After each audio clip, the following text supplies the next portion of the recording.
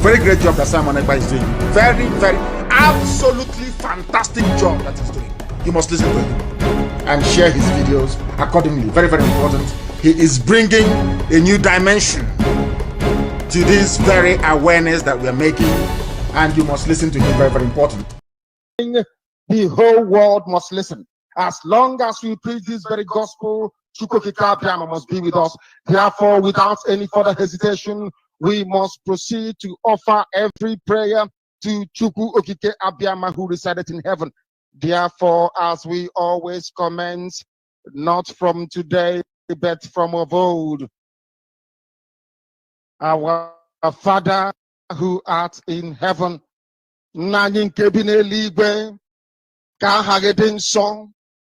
that your name may be hallowed by men, that we may bow at the mention, we may offer every glory unto thee, that we may offer you every adoration and adulation, because there is none like thee. You fight our battles for us. Every blessed day you demonstrate through your kindness and your everlasting mercy that you are our Lord, our God, and our Creator. This evening we offer these your children unto thee all over this very planet that you created. They are listening across the entire 24 times on this very planet where they inhabit.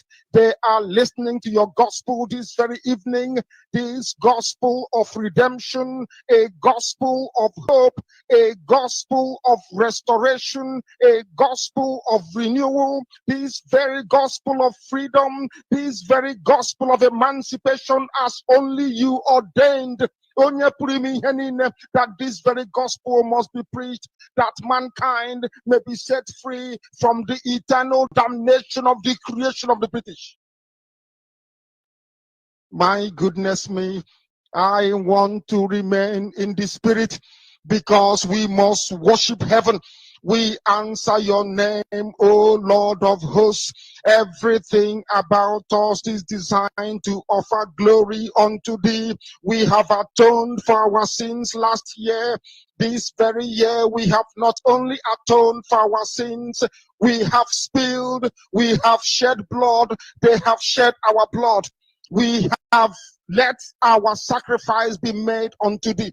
Even on the 30th of August, as we are being felled by the bullets of the enemy, by the workers of iniquity and of darkness, we remain very strong today to beckon upon thee, to ask you for your mercy and for your grace, to ensure that your kingdom is restored upon the face of the earth, that you can bring your healing hand to bear upon the life of those of them that you created for one singular purpose, and that purpose alone, which is to worship you in truth and in every honesty. Is there any way that we have erred? Is there any way that our ancestors may have sinned? We confess before a congregation of the whole of humanity to ask you, O Lord of hosts, to have mercy upon us. You must have mercy upon us. We have suffered enough. We have been subjugated enough. We have been tortured enough. We have been imprisoned enough. We did not do these people anything. Our only crime is to answer your name. Our only crime is to be born your children. Our only crime is to excel at everything that we place our hands into. Our only crime and your blessings manifestedly is upon our lives every blessed day. That is why they want to kill us. That is why the British want to join those of them who don't know you to destroy your creation and your inheritance. You will not allow shame to befall your name. You will not allow the enemies to triumph over the lives of your children, because you created us to exist, to worship, to honor, and to praise you. That is exactly what we are going to do when this Biafra comes. It will come in truth and in every honesty, because we remain every blessed day. Chukwu Abiyama, believe we're whiter than white and whiter than snow. Is there any way that we have sinned that you cannot forgive us our trespasses? to enable us to fulfill your own word, which was spoken thousands of years ago, that instead of what you promised not to come to pass, that heaven and earth will cease to exist. You opened to bless mankind to the coming of Yahweh Yeshua, who came here and said, let your kingdom come on earth as it is in heaven. Those words can never be in vain, because they are anchored upon your holiness and your magnificence. That is why in the end we know that Biafra will come, that these children that we have given birth to all over the world, and their children, and their children, and their children, as long as they give birth to them and they are Biafrans, they will worship you in truth and honesty. Through this very work we are doing, mankind will come to understand you.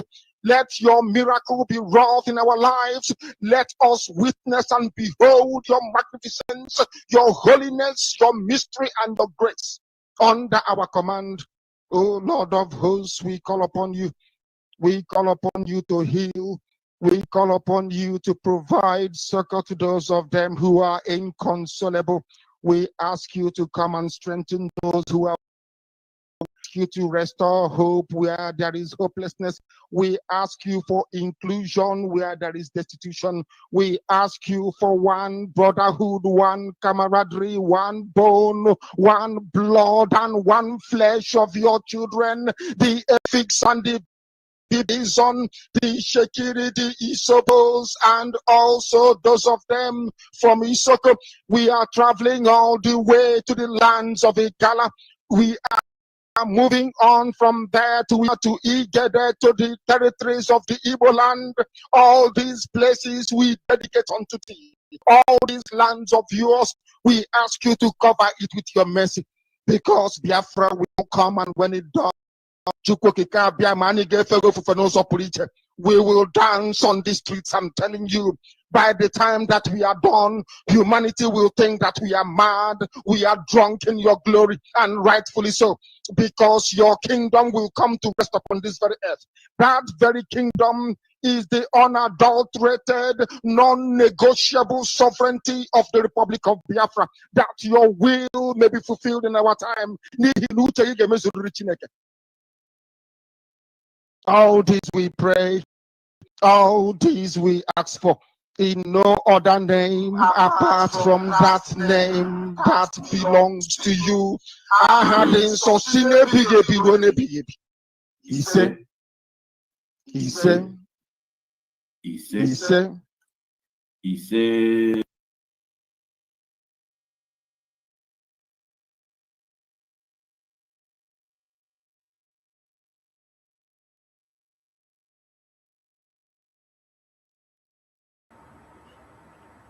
Dewo to all Biafrans all over the world. We salute you all from wherever you're joining us from. And as we welcome you, and as it is customary to us, please do us the favor of welcoming other people in. Share this broadcast, hit the like button so that we can reach a wider audience. Matthew Simon will be live in no time, and so when it starts, we will hook up with him. But while we are waiting to hook up with him, we have some other things to bring up to your notice so that you connect the dots. Mazi Batukrai, are you there in the studio? Mazi Batukrai, are you there? Yes, I'm here. Okay. Biafra. Thank you all for joining us tonight. It's going to be a wonderful evening as we wait on our spokesperson, Mazi Simon, about to give up a brief of a situation report of what's going on and the critical awareness of the struggle and the movement as well. So just sit back and welcome other families and friends that you know, because tonight broadcast is going to be a bombshell. So it's something that you cannot miss. If in case you come in, please come with your pen and paper, because here in Biafra is where we expose a lot of things. and show humanity what we have and how we are formidable and how we are ready to get ourselves from the shackles of darkness into our freedom. I thank you all again. This is Biafra Battlecry TV. You are welcome. Thank you. Over to you, Sonny. Thank you, Mazi. So, Biafrans, well done. And my salute and greetings to Mazi Simon Ekpa that just finished his birthday yesterday, though we are still celebrating you and we will celebrate the end of Biafra. Kudos to our leader, who is the only man that has made himself available to be used in this generation to salvage the lives of Biafrans and to make sure that their freedom is restored. Wherever you are, Mazenam Dikanu, we owe you our loyalty and we stand side by side, shoulder to shoulder with you to the end of this liberation movement. To our ESN on ground and to every gallant man that is fighting and volunteers to make sure he or she sees one Nigeria to the ground, we salute you and we give you our salute. And our gallant men in the bushes and in the Biafra Liberation Army, we salute you as well. You deserve our salute and we say keep up the good fight. To Biafrans now that are back home, who are the people feeling the brunt of one Nigeria and facing everything, we give you this one, the CK, keep up the good fight and keep up the good work, because it is your resilience and your determination and your consistency that has brought us this far. Let me emphasize that without you back home, carrying out every civil disobedience that has been enacted by us, we will not have any record to show on the system that we are actually doing something. Without you standing your ground to make sure Biafra land is locked down whenever we say so, international community or one Nigeria will not feel the heat and they will not come to understand and agree with us that we have a say and we have a reason to continue to fight. Hey!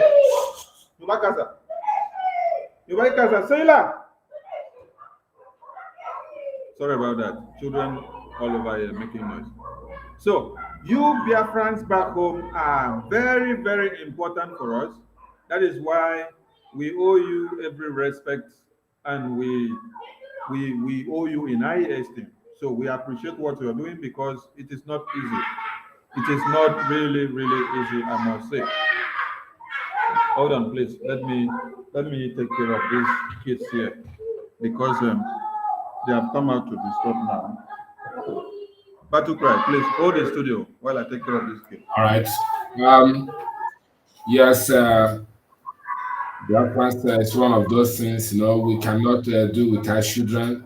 These are the children that we are fighting for, so they will be making noise on the background. So pardon us, they are the one we are fighting for the future, so we can tolerate them at this moment because they don't know what they're doing. Until they grown up, they will see how we fought and put every effort to keep the freedom, to actualize the freedom of the children unborn and the one that is existing at the moment.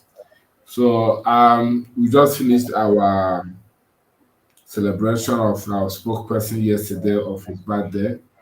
Very important. So as it may be, we will keep our eyes on the ball, try to see how we can work together. Everybody hands must be on the table to contribute whatever he has, both comments, suggestion, fund, because we also need the financial power. That's why we always conduct ESN fundraising and do other fundraising as well. Many things that are going on in the background, which everyone has to put hand and contribute. Thank you very much. Over to you, Sonny. Thank you, Mazi. Now let us go into what we have on the table because time is running. The aftermath of the One Nigerian endorsement of the contraption has taken many lives and it has caused many, many injuries and wounds. It has also destroyed many properties and many other things. So now when we tell you that you have one problem and that problem emanated long time ago, and then in this very day that same problem is lingering, Let us take you back to something here before we start the main video of the day. This is the first video we are going to play to open your mind into something first.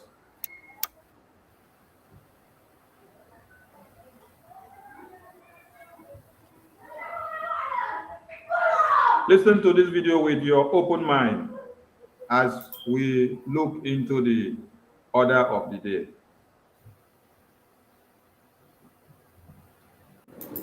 Hi, my name is John Green. This is Crash Course World History, and today we're going to talk about slavery. Slavery is not funny. In fact, it's very near the top of the list of things that aren't funny. So today's episode is going to be a little light on the jokes, but I'm going to help you understand what pre-Civil War Americans often euphemistically referred to as the peculiar institution.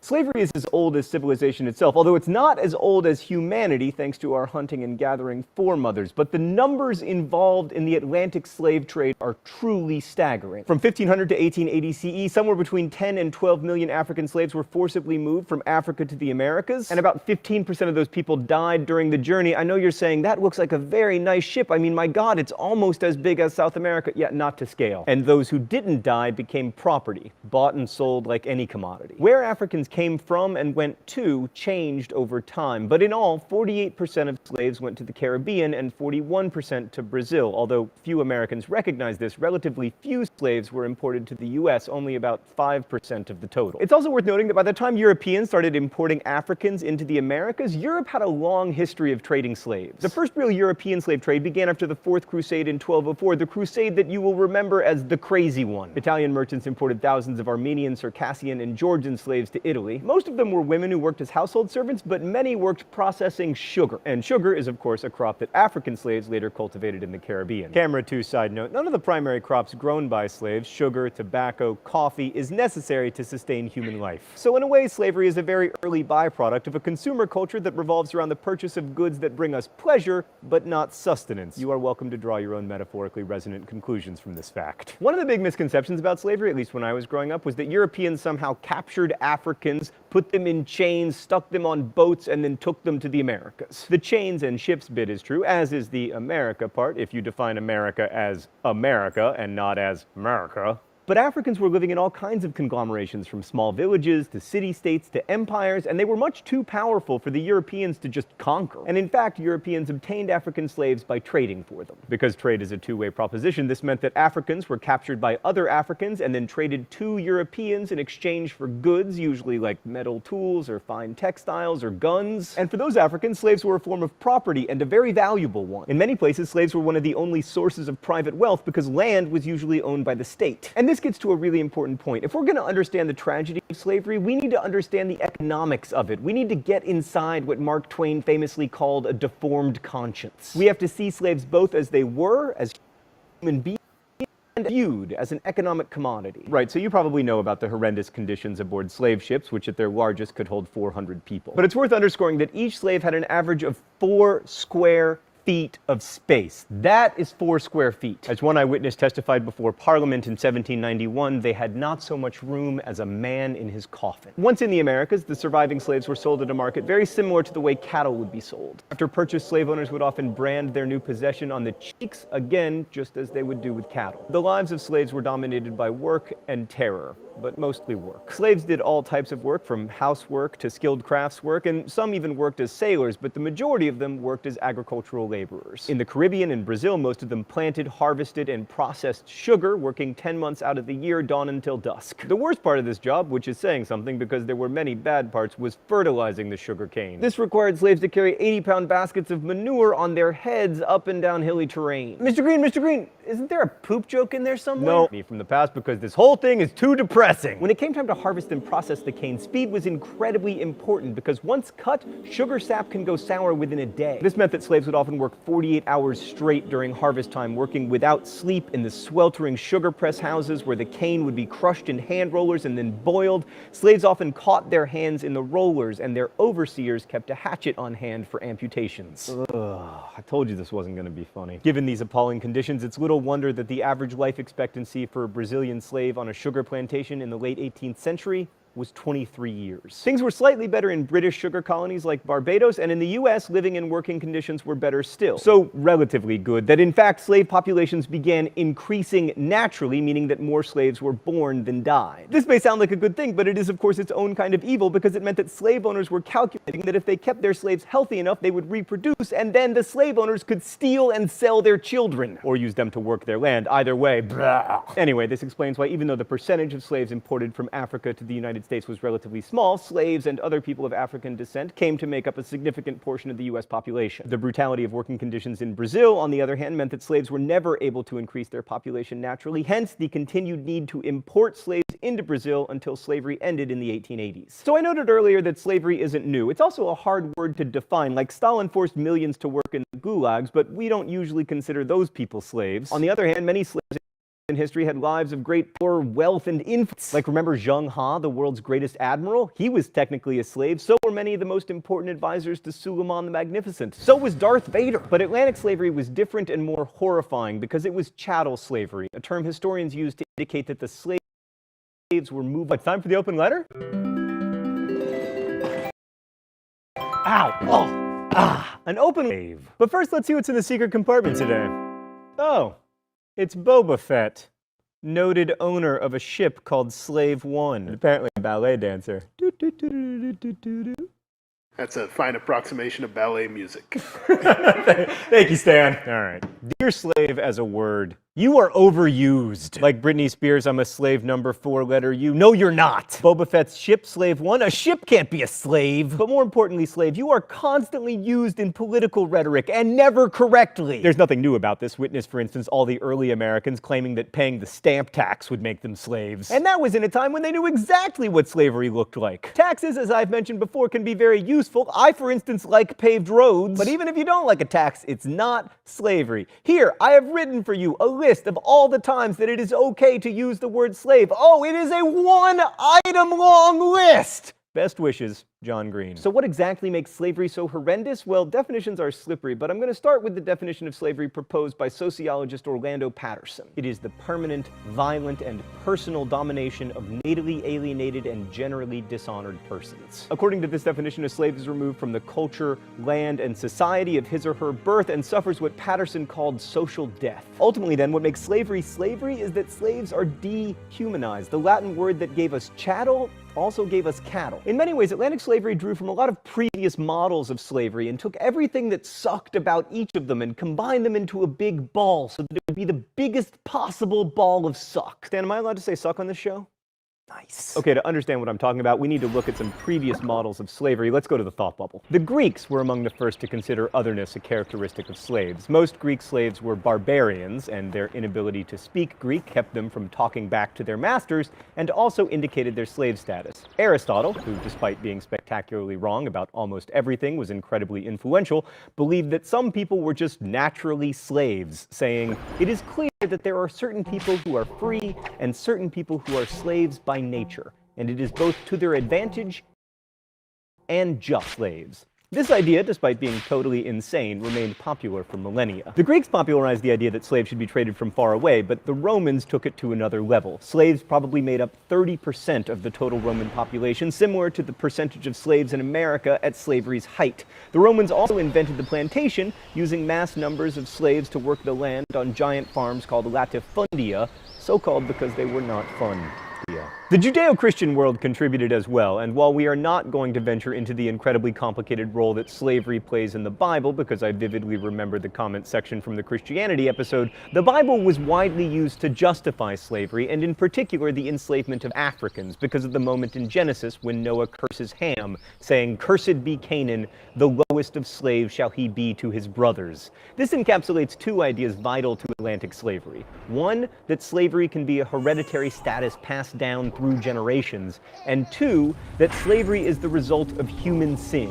Both ideas serve as powerful justifications for holding an entire race in bondage. Thanks, Thought Bubble. But there were even more contributors to the ideas that led to Atlantic slavery. For instance, Muslim Arabs were the first to import large number of Bantu-speaking Africans into their territory as slaves. The Muslims called these Africans Zanj, and they were a distinct and despised group, distinguished from other North Africans by the color of their skin. The Zanjan territory held by the Abbasids staged one of the first big slave revolts in 869 CE, and it may be that this revolt was so devastating that it convinced the Abbasids that large-scale plantation-style agriculture on the Roman model just wasn't worth it. But the Statilian idea that some people are just naturally slaves with the appearance of sub-Saharan Africans. The Spanish and the Portuguese, you no doubt remember, were the Europeans with the closest ties to the Muslim world because there were Muslims living on the Iberian Peninsula until 1492, so it makes sense that the Iberians would be the first to absorb these racist attitude toward blacks. And as the first colonizers of the Americas and the dominant importers of slaves, the Portuguese and the Spanish helped define the attitudes that characterized Atlantic slavery.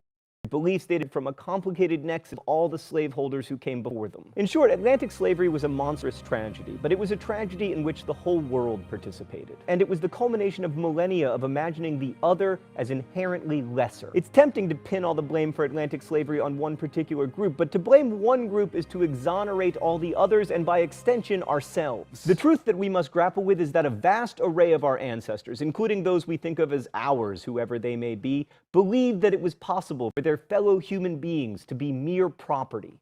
Thanks for watching. I'll see you next week. Crash Course is produced and directed by Stan Muller. Our script supervisor is Danica Johnson. The show is written by my high school history teacher Raoul Meyer and myself, and our graphics team is Thought Bubble. Last week's phrase of the week was Cinnamon Challenge. I hate you for that, by the way. If you want to suggest future phrases of the week, you can do so in comments, where you can also guess at this week's phrase of the week or ask questions of our team of historians. Thanks for watching Crash Course, and as we say in my hometown, don't forget to be awesome. Okay, you have been able to watch something that has brought your mind back from where you were, all the way from 14th centuries to this very present day. Who did that to you? Who used you as a slave, as a property? Who used you as a commodity? Who exchanged you for oil and gas? Who exchanged you for gold and mines? Who exchanged you for precious stones? Who exchanged you for labor? Who exchanged you for bronze and silver? Who used you to harness the wealth of the throne of England? Who used you to build America? The America that all of you are running down today. It was you that was used to build America. Then you come back to ask yourself, today, can you even get a visa to America? No. You must go through hell before you can get a visa to America. Can you get a visa to UK? You must go through hell before you can get a visa to UK. Can you get a visa to Europe? No, you must go through hell before you can get a visa to Europe. And you must pay for all of them. But from what I just played now, you've been able to remind yourself that you were actually the people that built America and built Europe and built UK, because you were all taken as slaves, as properties, as laborers. But one question you need to come back and ask yourself: how did the Portuguese or the Europeans, the Americans, the British get you as properties and get you as useful slaves? Was it another white man that emanated from heaven and was installed in Biafra land or in Africa that picked you and then sold you to another white man? No, it was never a white man that picked you and sold you to another white man. It was your own black father and mother, your own black people, your own uncle, your own sisters, that used you as the commodity to sell you out, to see you as a lucrative business, sold you out to who? To the British, to the US, also to the Europeans, and then they were making money from your head. At times, when you trace some history and read some facts, you get to understand that Some of your problems does not even come from what is happening today. Some of them comes from causes of old. Because if you were able to pick your own people and then sell them out because of lucrative way of making money, do you think that such carnage or such causes goes away from your head in a tip of an eye? No. It will linger for a long time. And then you will be asking yourself the question, why are we always doing like this? Why are we always betraying ourselves? Why are we always doing like this? Because children were sold out just to get money. It was not a white man that carried me and sell out. It was a fellow man, my fellow King's Red, that carried me to sell out to the European because they got money. They saw that selling us out to make money was a very lucrative business. Now, why did we have to go and touch this issue of the slave trade? And for you to understand how you were slave, how you were used, and how you were also the one building the America that is America that they call the land of everybody today, the land of the free today. Why did we bring that video? To make you understand that you are the one that built America, you are the one that built the UK, you are the one that built Europe. We brought it out because of a reason. Because that slave and hegemony tendency of old has not been erased. It has not been abandoned. They said, oh, slavery stopped maybe in the 18th century. No, it did not stop in any 18th century. Because those same people that galvanize your brain into believing that it is only from selling your brother that you can make money are still here today. That is what the revalidation of the election that has just happened. And some of them are still happening. So this now brings us to where connecting the dots of that video of old that we played, the role that UK played, US, EU played, plus the role that this same EU and US and UK are playing today. Let us go now to the video. Because election has just been concluded, people were massacred, lives were lost, properties were destroyed. But let us show you what the US and the UK are doing. Then you will see live testimonies of what people went through in this election. Then see the slavery that lingered from the video we played before to this very day, to know whether we are out of it or whether we are still there.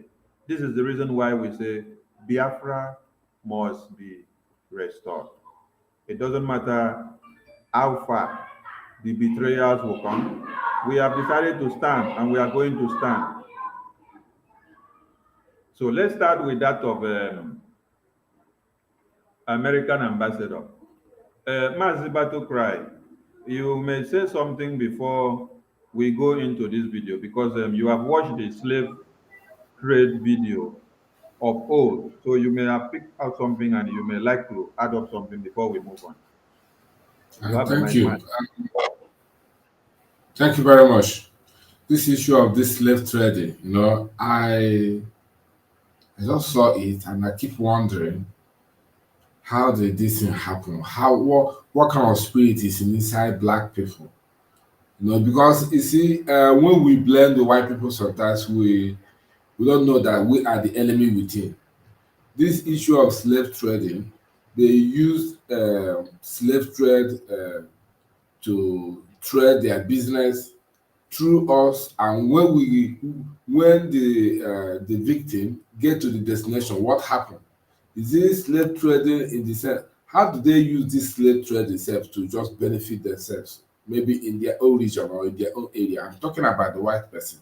If a white person just bought a slave now from Africa, precisely from the parents of the child or whoever, because sometimes I keep wondering, is it only parents that say slavery? I don't think so, because there was one that happened somewhere in Imo State, where a man of God just prophesied to one man, telling him that the problem in your family is this, that a woman that you people sold during the no, before the war. This woman cried and raised a curse on the parents and the whole family, so that you people will not see a better thing.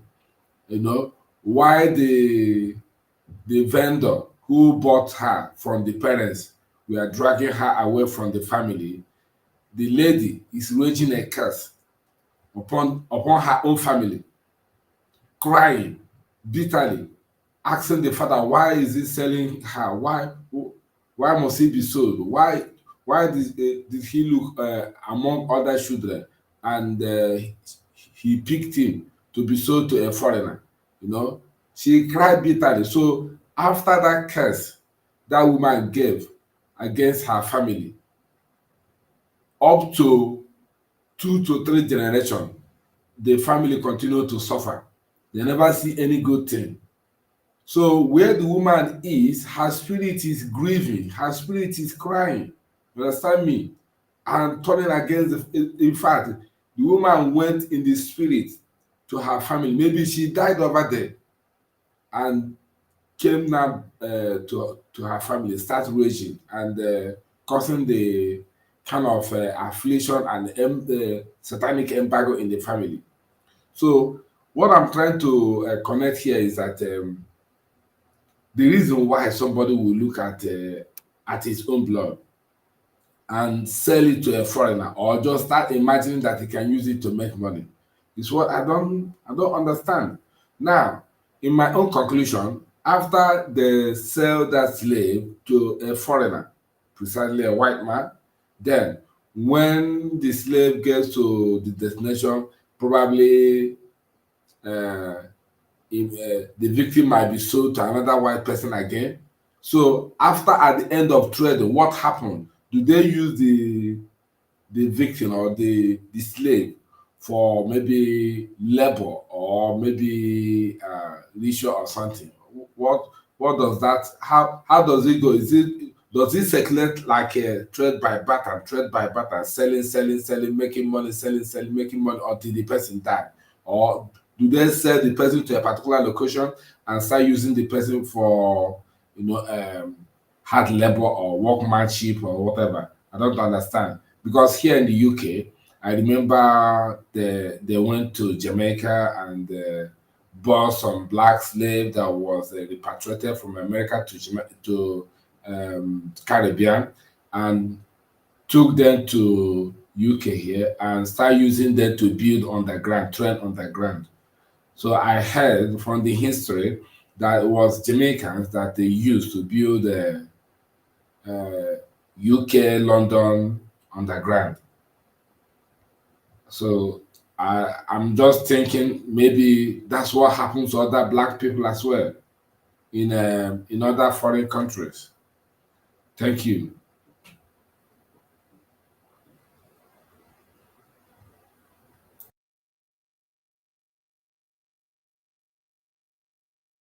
You can have the mic now, Sonny.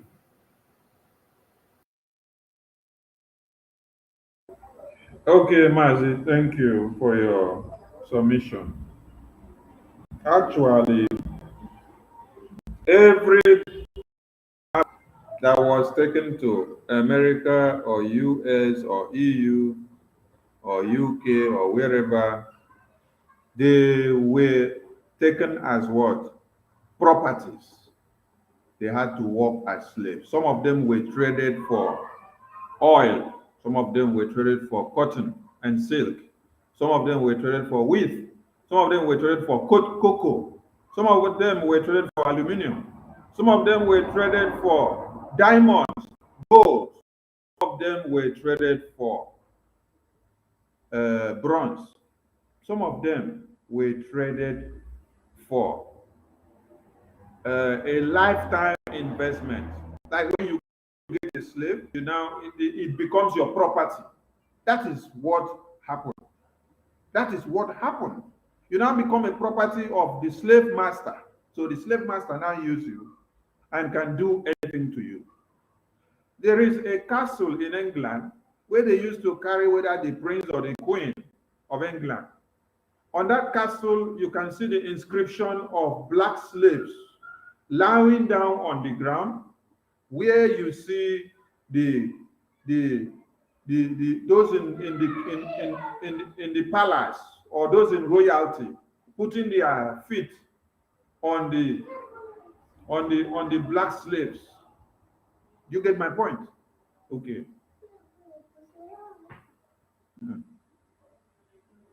Now, this is the way they were being maltreated, and those inscriptions are still there to this very day.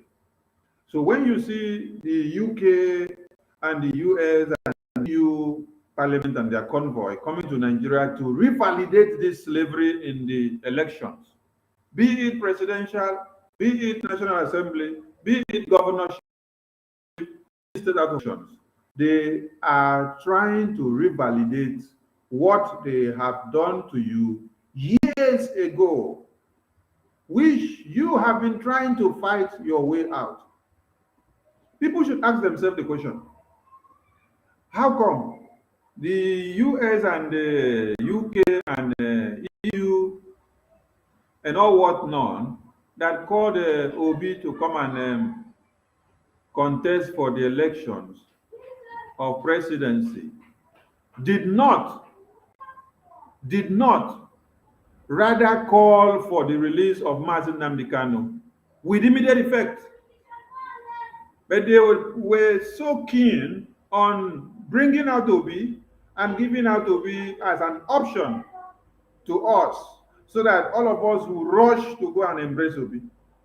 Why was it not so easy for them to demand for the immediate release of Mazi Nnamdi Kanu and all prisoners of conscience in one Nigeria?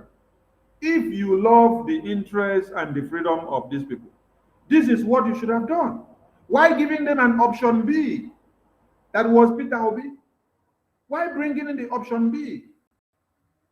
What is it that Peter Obi is going to bring that Mazi Nnamdi Kanu was not asking for, that these people have been fighting for years? What necessitated Mazi Nnamdi Kanu to be fighting?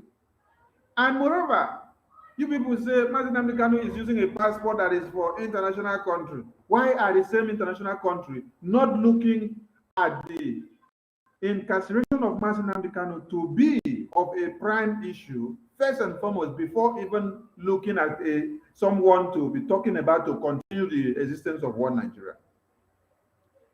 If they wanted the freedom of Mazi Nnamdi Kanu, the freedoms of Biafrans, and the slavery to stop, they wouldn't have gone to look for somebody to come and close the eyes of everybody in perpetuity, so that everybody will now focus on trying to say, let us make Nigeria well, Nigeria well, Nigeria well.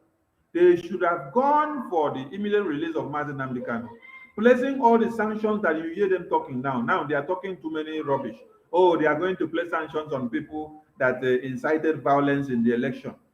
Now, the violence that was already incited on and invited and invested on people, especially in Biafra land, for years, which sanction as UK or EU or US sanctioned one Nigeria. All the government officials that have supervised the massacre and the destruction of lives and properties of youth, which sanction as these communities of international rubbish sanction the Nigerian leaders or their criminals? People should ask the question, if they were to sanction, they should have started by sanctioning the leaders of one Nigeria. Why? Because these leaders have massacred too many. But because of the interest of the oil and gas and every natural resources that is embedded in one Nigeria, which is 90% in Biafra land, that is why this US, this UK, this EU do not want the slavery which they started long time ago, which we just played the video, to stop. Rather, they had to go and look for an option of another person to come and cajole you all into believing that with Peter Obi that all of you will have a new Nigeria. Now, the new Nigeria that people got into their head have landed them into the worst trouble of all times. When the train of the new Nigeria did not come out, everybody were focused and they knew who their enemies was, and they were fighting the Boko Haram and the Fulani terrorists head on. But now, since they gave you obedience, all of you were brainwashed with new Nigeria option. Today, when they tell you that Fulani is invading your community, you are still sleeping. You don't even come back to your senses. It is only the Biafran people that are living up with the reality that Fulani terrorists are there. And while all of you were shouting the new Nigeria of obedience, we were reinforcing our war chest of ESN to make sure they stand stronger. That is why, as they have finished the election now, you people should also ask yourself the questions. Before the elections, like, nobody was hearing kidnapping. Nobody was hearing terrorist attack in Borno. Nobody was hearing terrorist attack in Nasarawa. Nobody was hearing terrorist attack in Benue. Nobody was hearing terrorist attack in Niger. After the election has been done and dusted, after you have revalidated your slavery, over 750 people have been reported to have been massacred between the time that the elections has finished to this very day. Do you know why the name of one came out from the list of a religious violation of countries?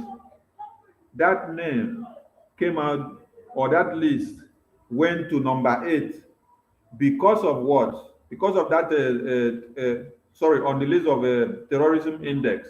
It is because they are calculating that the rate of terrorism records and massacre by Fulani terrorists had reduced prior to the elections. Can you get my point? It has reduced prior to the elections. 7 months and 8 months and 9 months to the elections, instruction was given to the Fulani terrorists that they should give you people a level playing ground where all of you will feel comfortable that one Nigeria is safe. Then you will enjoy to come out and vote. You will not be on the path of us asking for breakup of one Nigeria. That is why for the 9 months prior to the election of 2023, you had a level playing field. All of you were enjoying, and then nobody remembers Fulani terrorists. Now, election has been done and dusted.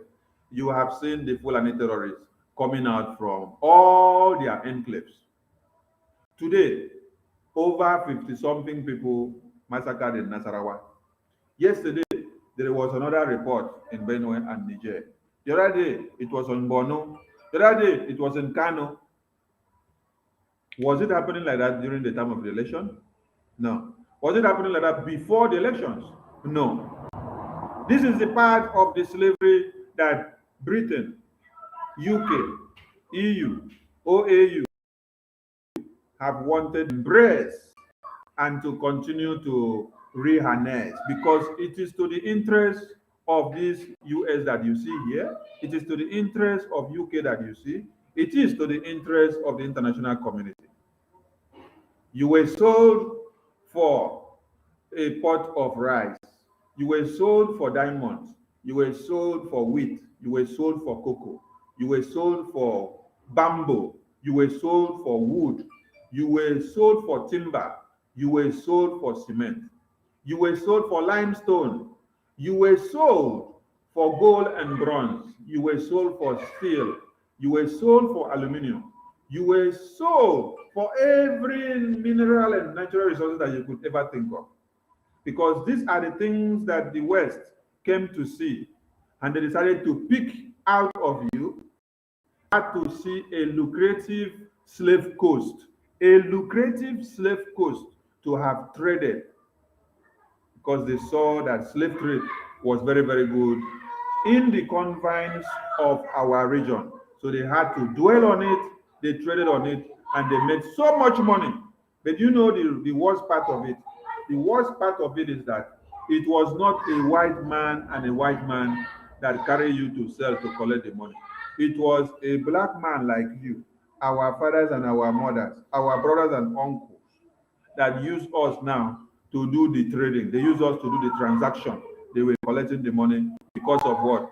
How the West brainwashed them. They made them know that that is the only way that they could be making so much money, by trading human beings for commodities. to go to the West and to every other part of the world. So the America that you have today, the UK that you have today, we should see them coming out today again, telling you you must revalidate your slavery of one Nigeria and the existence. It was built by your fathers and mothers and sisters. The UK, it was built by your fathers and mothers and sisters. It was not built by them. It was built by you. So when they come and tell you you must revalidate Nigeria, that keeping Nigeria as one is very important, it is to their own interest. I am playing this video of slavery for you people to understand the reasons why UK and EU and US wants your continuous existence of one Nigeria. Because it is not to your own interest. It is to the interest of the West. So when you see Mazi Nnamdi Kanu behind bars, you should ask the question, why are the same EU, why are the same US, why are the same UK not going for the release of Mazi Nnamdi Kanu if they so love you, so love freedom, if they so love free and fair elections as they claim, if they so love democracy, why did they demand and go for the release of Mazi Nnamdi Kanu, who is their citizen holding their own passport? That is why I am angered when I see all of you tearing your passport of one Nigeria online. Because I will ask you one first question. Why did you have to wait until when one Nigeria had finished the fraudulent election before you now tear your passport? Then I ask you another question. Tearing your passport, does it solve the solution? Does it solve the problem? No, it doesn't. Because when you finish tearing your passport, it is a showy display online. What have you done to harness the freedom? You just tear your passport and then you go back and sleep. No. For us, we are working on the path of restoring your freedom. So if I am to come out and tear passport, I will tear that passport because I already have a second passport. Do you understand me? If I don't have a second passport of my country of residence, I will not tear the one of Nigeria that I have. And even the one that they will tear the one that is expired. They will not tear the one that is still active. They hear me so? Because the only thing that you use to identify yourself anywhere is either your ID card or your passport. So if you see somebody tearing passport online, you now go and carry your own and also tear. When you tear finish, the immigration of the country will come to ask you your document. What will you use to present to yourself? Will you tell them that you tear your passport because one Nigeria has enter pocket or has enter well? Reason well. You don't follow people to do what you see that they do on the media. Because many of you did not tear the passport before. Until when you saw some people go and tear it online, you follow go tear. You know, so those people will go tear the passport. They don't already get their country of residence passport before they tear that one. And they're not hoping to go to one Nigeria anytime. They're not hoping to use that passport anymore. Another question that I will ask is, as you tear the passport and then you say, oh, the passport. Now, let me ask you, was Mazi Nnamdi Kanu using Nigerian passport? He was not using Nigerian passport when they kidnapped him. He was using UK passport. So do you now even understand that even with the another man country passport that you use, you cannot be safe because that country passport can be taken away from you anytime, and they can expunge you from their country anytime when you go against their rules and ethics. So it's not about going to display the tearing of the passport online. So don't follow other people to go and do what you don't know the reason why they are doing it. Now, Simon will soon be on air, so when he starts speaking, we will bring him to the screen. His broadcast is coming late, not as expected, so bear with him. Now, look at something else on the screen. Let us play this woman here so that you hear something. I think you have to look at the where we live in 2023 in West Africa, right? So first of all, it's really consequential because just Nigeria is really consequential, is the largest population and the largest economy.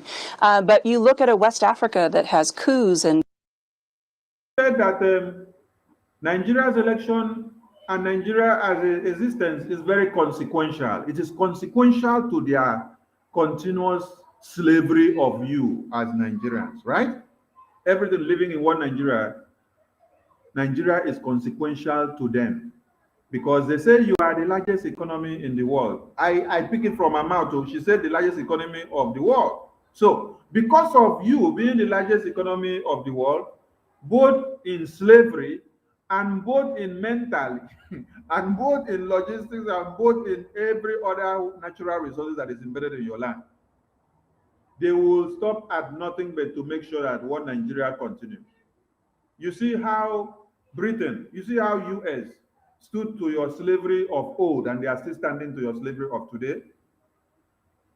There are a series of videos where many of you have gotten injured, many have been killed, but the interest of US is not to see justice and ask why those people were killed. No.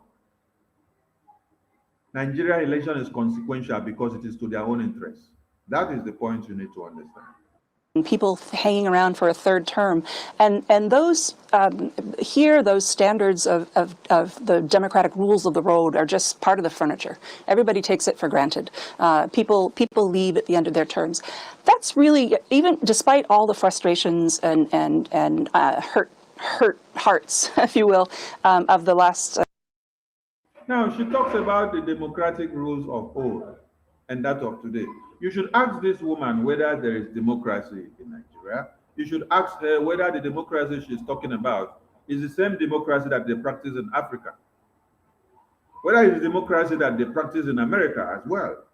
Whether it's the democracy that they practice which people are free to speak and people are free to live and people are free to mingle and to have their worship and do everything at their own will.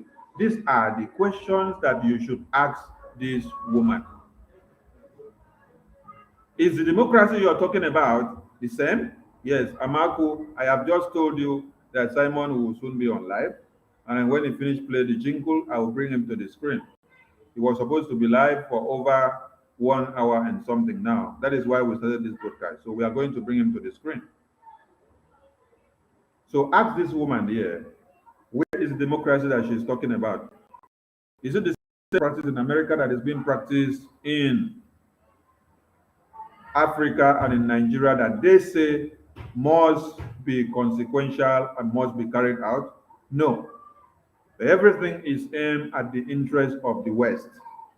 That is why you must endorse the slavery to their own interest because they are the one that gain. A couple of weeks with the elections, that really is something to be proud of as a beacon of hope in a larger continental sense. Certainly, yeah, there were a lot of people who were frustrated. It's been This woman said the election is something for you to be proud of. The outcome of the election is something for you to be proud of. Biafrans, make una ask this woman, what is something to be proud of in a fraudulent election? An election that is already rigged before the time. It is something to be proud of because it is to the betterment of U.S. economy. It is to the betterment of U.S. existence. You saw the long distance history of the slavery of the people of Nigeria to U.S. And in this very day, she is telling you that it is something to be proud of. The just concluded election is something to be proud of because your children, your wives, your parents, and your siblings have been massacred to this very cause. Does that interest UK or US or EU?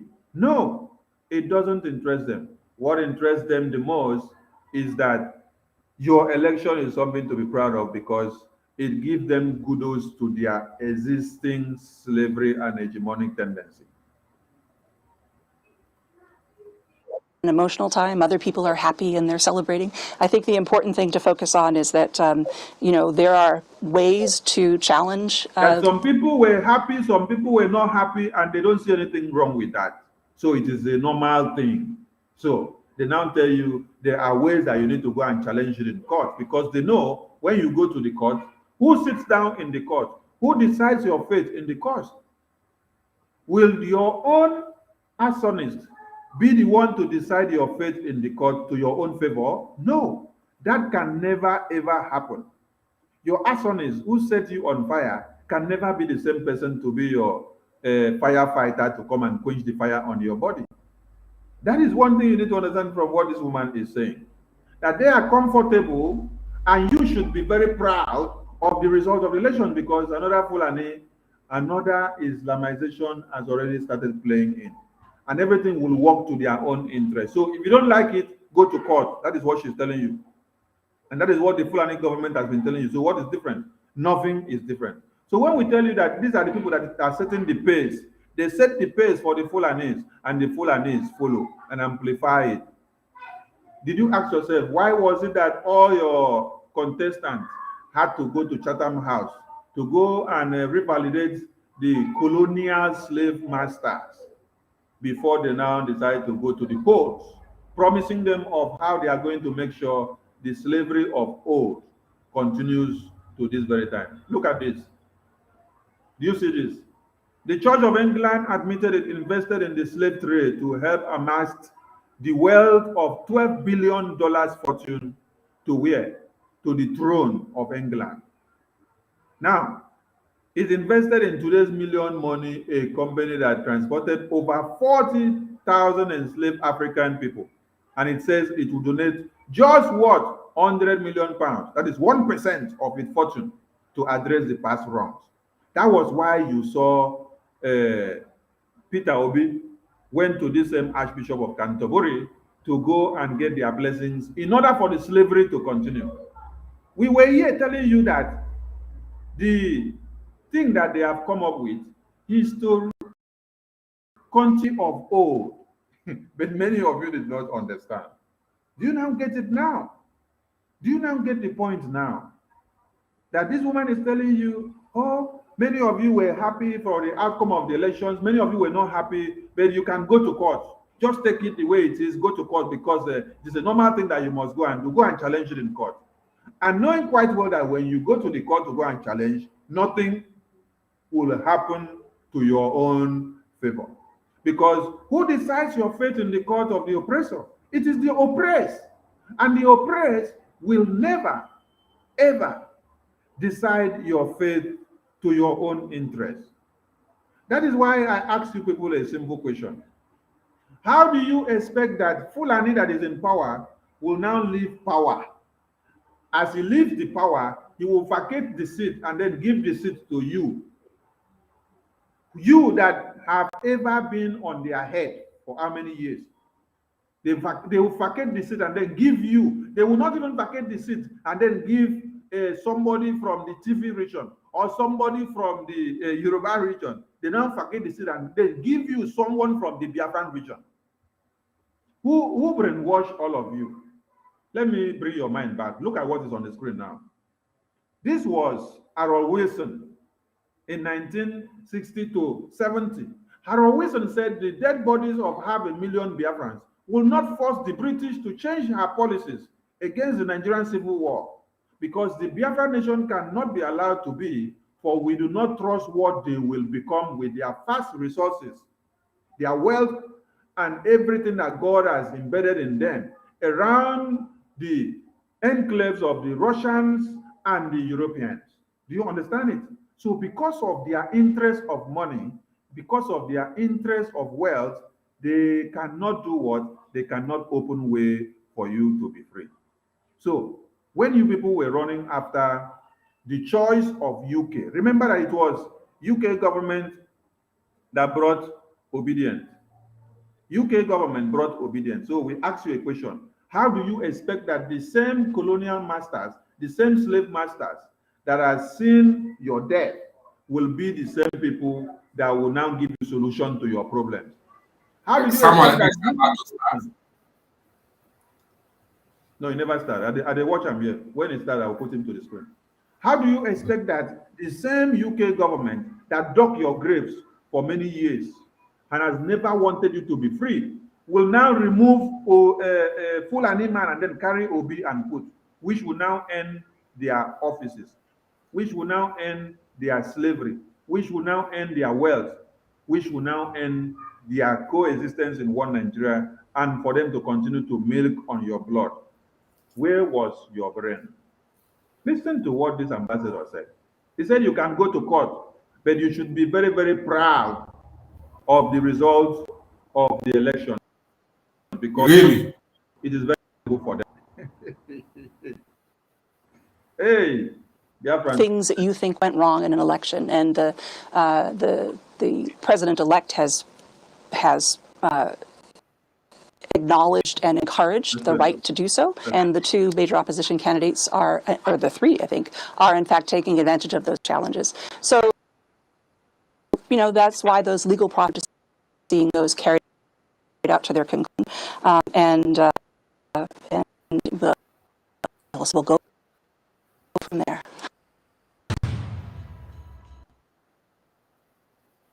Nah, just can we do folk before someone be done?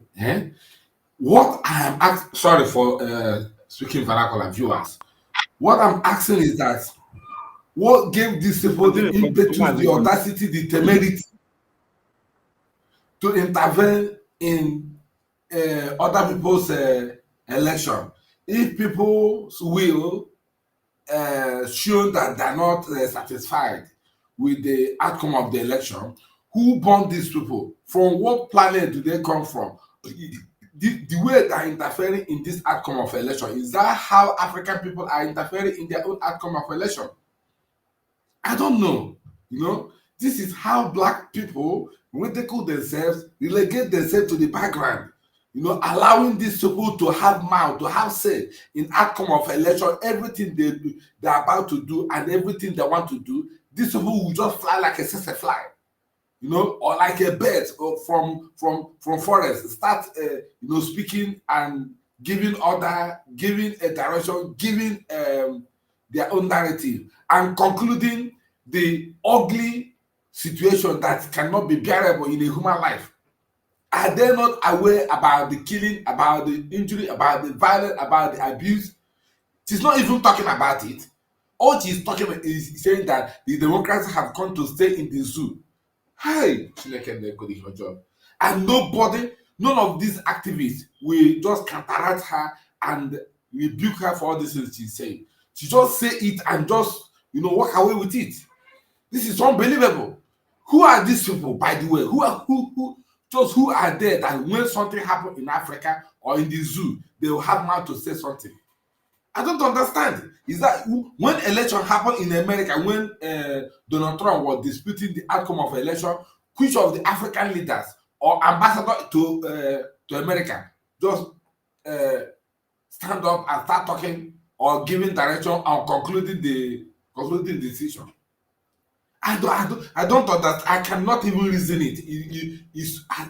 Sometimes I just marvel just looking at these people. What do they think we are? They see us as children. Before you know it, they will implement a visa ban. Do you know what that visa ban means? When America and Britain implement a visa ban on Nigerian politicians, do you know what it means? Hey, my children, be careful. If you don't behave yourself in this election, I will give you a visa ban. You will not come to my country again, and all your properties, you will not have access to it. Be careful. You're our children. Be careful. Behave yourself. And those ones will just be calm. Be watching them. Who are they? That is the question I'm asking. Who are they? I don't understand all these things. Yeah. People claim to be intellectual. They went to school, answering professor and doctor and everything. Someone from another country will come and sit in their own country and they appear on the national television and threatening you, bullying you, telling you that he cannot give you visa, he can ban you, and whatever thing that goes wrong in that country, that he can justify it, that it is the will of people. What a nonsense. Man, carry go, man. I use you to someone like I use. Man, the battle cry. What you need to understand is that the contraption of one Nigeria was created for a business purpose. And Biafrans, we have brought Simon to the screen because it's going to start in no time. All right. So let us keep talking until when he starts talking, then we will put it on. You can see him on the screen there. That is him. So, what you people need to understand is that One Nigeria is a business enterprise. Obedient himself opened his mouth to confirm that it's a business enterprise. Now, the UK government, with all their actions, has done what? Has exonerated you by making you to understand that it is a business enterprise. Now, the actions of EU has also exonerated you to know that this contraption is a business enterprise. Now, US has also done same just now. Now, because of the fact that Simon has come to the studio now, the rest part of the video we will play it maybe some other time when we come back live again, because we just played the video of US ambassador. We are also going to play that of UK ambassador, telling you that the result of the fraudulent election is very comfortable, and that it Really? is very okay, that every Nigerian should be happy and comfortable to move on with Nigeria the way it is. These So are that is the these way you should ask yourself the question. If EU or UK or US were actually looking for your interest, as they purportedly claim in the first instance, by bringing out Obi to come and deceive you, why can't they go, okay, our dragon is here. Good afternoon. Welcome to the program this evening from here. Fire on dragon. You are watching live and direct on Enter Biafra Channel 1, Channel 2, also on VOB Voice of Biafra 97.5 FM. And this evening we've come to do a little bit analysis on the aftermath of the election. I want you all to understand that what we are doing is a divine mandate, divine movement. And I'm sorry for coming late because I was supposed to have started this program since 7 p.m. Biafra time, but because of from one meeting to another, I am again late. And so I apologize for those who have waited and who has been browsing and browsing to see whether I am live. I'm finally here. I may not have all the time to do the exposition I wanted to do today or the analysis I wanted to do today, but we are going to touch on most of those important issues. So we will not have well detailed analysis as should have been if we started 7 o'clock, but we are all the same. We're going to touch, a very essential part of it. So first of all, I want everybody watching today to pay attention very, very attentively. It is the aftermath of the election. We called for no election in Biafra land, and we got it. Okay? For those of you asking for the roadmap or to Biafra, we have, in different segments, from one segment to another, from one level to another. Now we are stepping into a different level of the Biafra liberation. Now the aftermath of the election is what we are here to discuss. Not like discussing the election itself per se, but to discuss how well Biafra people did during the election. Remember that during the presidential election, over 20 million Biafrans rejected Nigeria. It's on record. In the entire South, South, and Southeast, 25 million Biafrans that registered to vote, only 4 million people voted, and over 20 million rejected Nigeria. That's on record. It does not matter what you think about it. It means that over 20 million rejected Nigeria from the Southeast, from the Eastern region. That's why we are continue to call for the referendum, either in peace or in pieces. Now, coming to the last election, which just took place on the 18th of this month, the gubernatorial and state assembly election, I want to bring to your notice that Biafra has spoken again.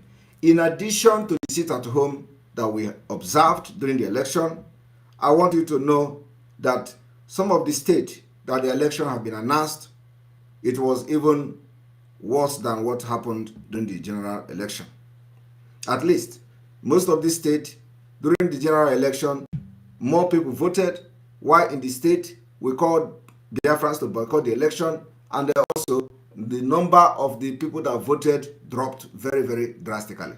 And that's what we are going to start with this evening. Let us go to the number of voters.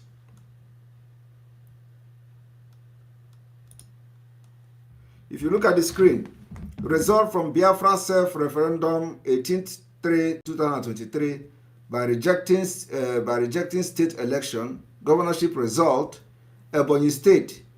Total voters registered in Ebonyi State is 1,563,529 people. Total casted vote 349,000, and total number of people in Biafra land are rejected 1,214,380 people. In Ebonyi State, 1.2 million people rejected Nigeria. And in Abia State, 1.6 million people rejected the election. I want you people to understand that this is very significant in what we are doing. This record must be kept, well documented, by us, the Biafra people, because we are going to use it very soon. What we are trying to tell you now is that in the just concluded governorship election, the number of the people that validated Nigeria from presidential election dropped. They dropped completely. In Enugu State, during the presidential election, the number of people that validated the presidential election was about 400,000 people. 480,000. Okay? Today, the people that validated the election is less than 480,000 people. So it means that it dropped. Although the Enugu State result is not showing on the screen, we are going to have a complete breakdown of Enugu, Ebonyi, and Abia State. Now we have Ebonyi and Abia State on the screen, as you can see rolling on the screen. So when you look at the Abia State result during the presidential election, compare it with what you have now. The registered voters was 1.9 million people. And the people that voted, or the people that rejected it from this 1.9 million was 1.6 million people. I want you to understand that. Pay attention to that. 1.6 million people. So we are going to bring it to show to the screen, in a better way.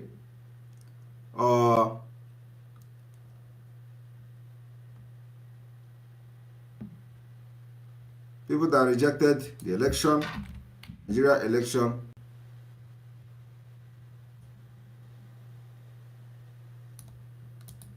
Here we go.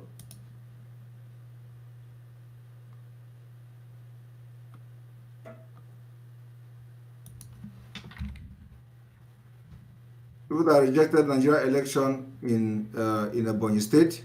Let's make it very simple. Very simple.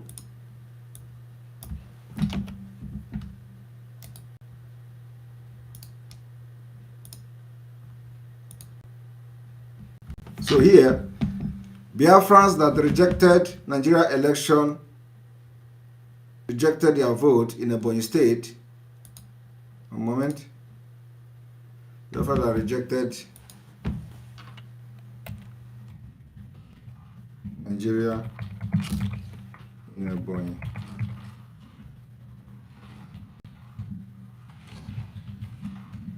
State.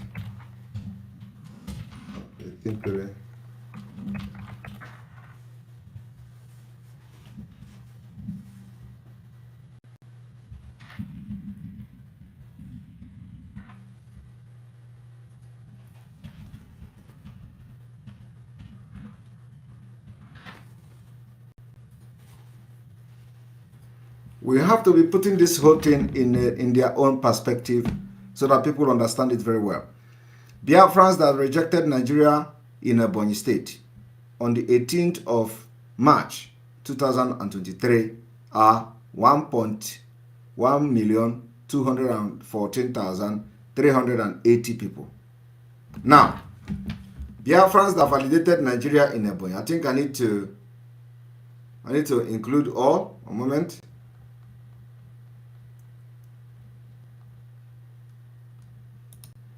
Okay, Biafrans that voted.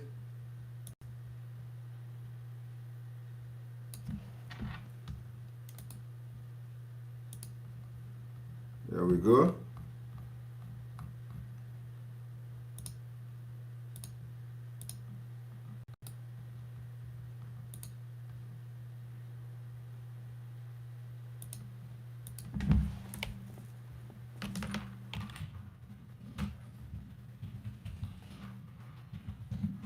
Biafran that validated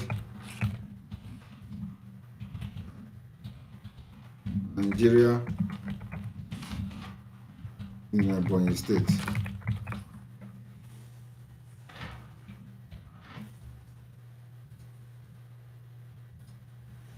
All right, let us bring it here. So now this is a fact. Biafrans that rejected Nigeria in Ebonyi State on the 18th 3 2023 are numbering 1,214,380 people, while Biafrans that validated Nigeria in Ebonyi State on the 18th were 349,149 people. So Biafra, clap for yourself. Biafrans in Ebonyi, clap for yourself. We call it self-referendum. It is going to go down in the history because we ordered Biafra to sit at home and there were no movement to this election. And this result, you understand what the referendum of Biafra will be. Clap for yourself. It's a victory for us. And let this particular information go viral. Every auto-piloted IPOB media personnel, make sure that this particular information is tweeted, is shared in all media platforms. Tag whoever you want to tag. We are going to document this history by ourselves. We are going to use it by ourselves. We know why we want to use it, and we know where we are going to use it. So I just want to tell you the progress we have made in the last election. This is just in Ebonyi State alone. So when the Umahi tell you that Ebonyi State is not part of, he is on his own. When you hear Umahi talking rubbish, he is on his own. What it means is that in Ebonyi State, the only people that are and his government are just 300,000 people. I am telling you. What it means is that in Ebonyi State, the people that respect Nigeria in the entire Ebonyi State are just 300,000.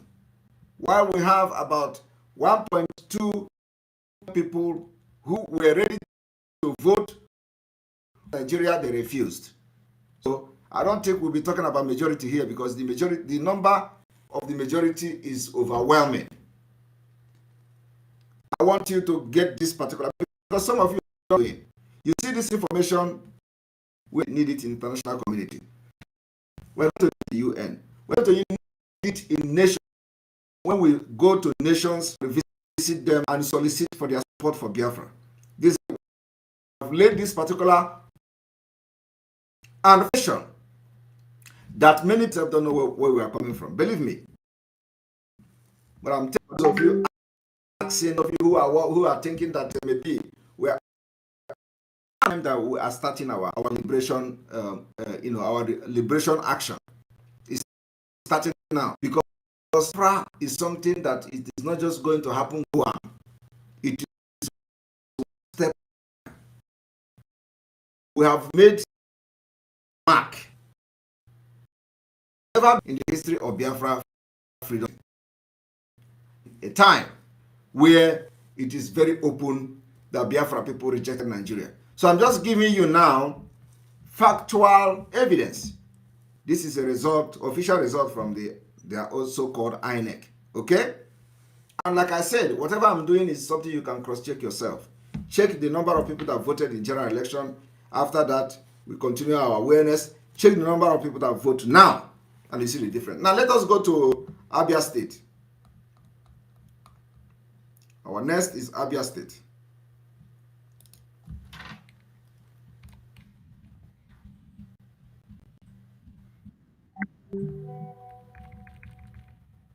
In Abia State, number of Biafrans that rejected Nigeria in Abia State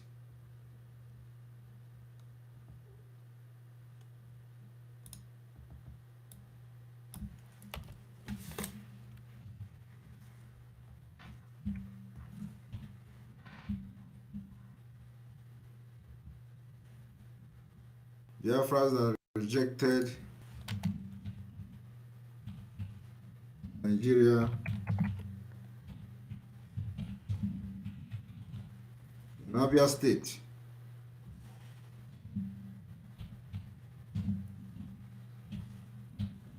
On 18/3/2023,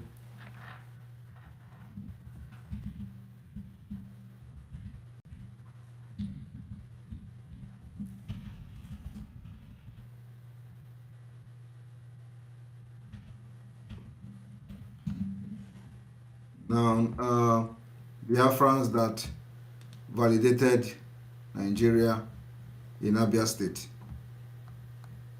Let's go to Biafrans that validated Nigeria in Abia State.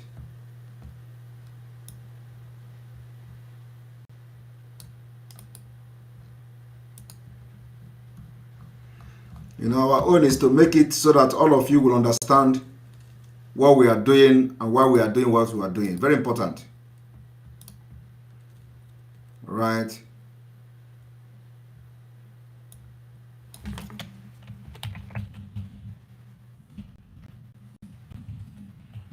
Biafrans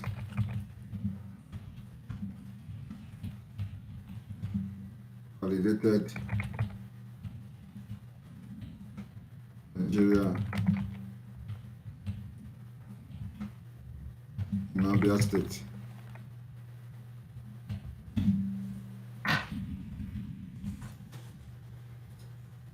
Right, here we go. So I hope you have taken note of that. Here we go.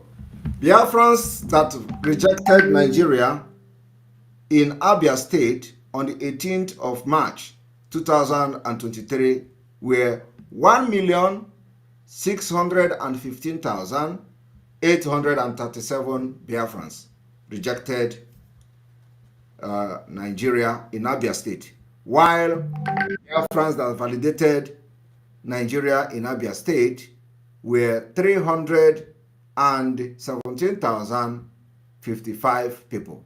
Now, I want you to pay attention to this. This is going to be on record. It is called self-referendum in Abia State, part of Biafra land. Self-referendum. 1.6 million people say we will never validate Nigeria. We will never elect anybody to represent us. What does that tell you?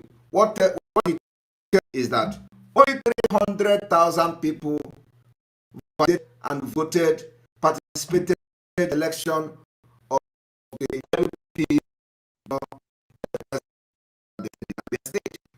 So he does not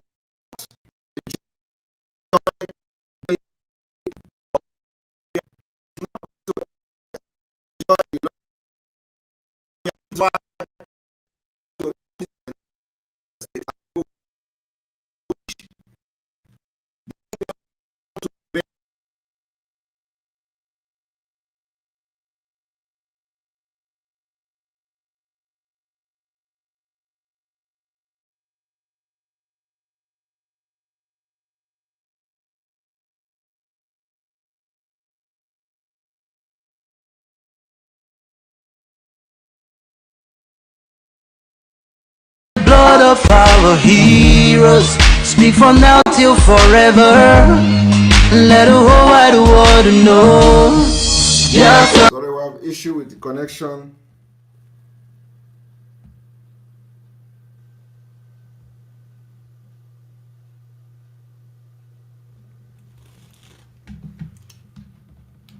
We have issue with the connection. Some of you can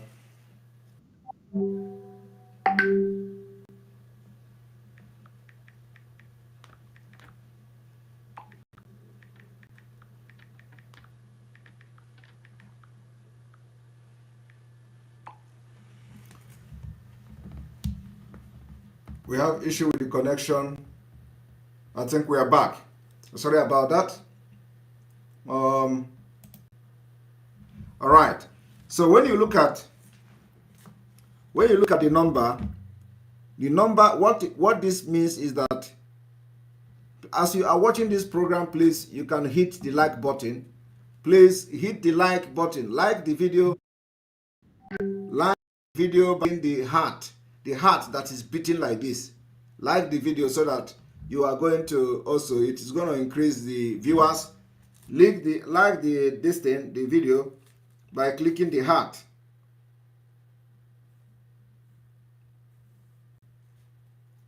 Like the video by clicking the heart. Okay? Click the heart and it is going to, you have liked it. Now we have about 199 likes, 195 likes on the video.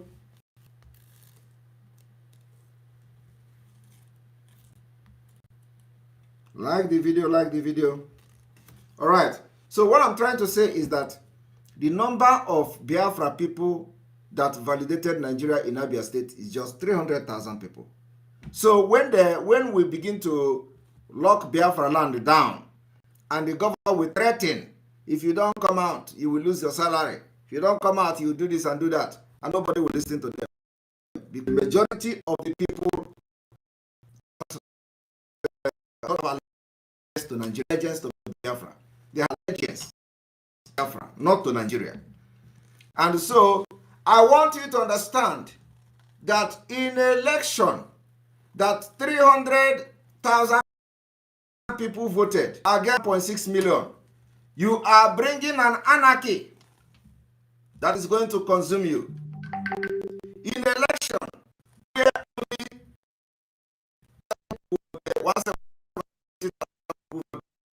I do not know what is networks.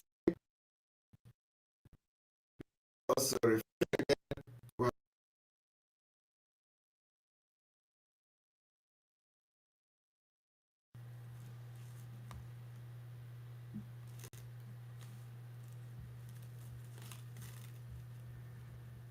All right. In a state where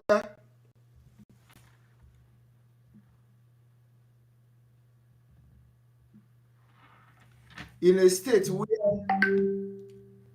300,000 people voted and elected a governor against 1.6 million people, you are bringing anarchy.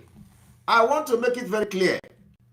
There is no way you can fight this fight and win. There is no way you can win the entire people in Abia State. This is applicable to all states across the southeast and south-south. So I want Biafrans who do not understand what we are doing to know this evening that our roadmap is very clear. Our roadmap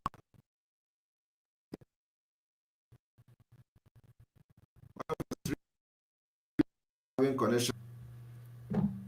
Which of the stream is having connection issue?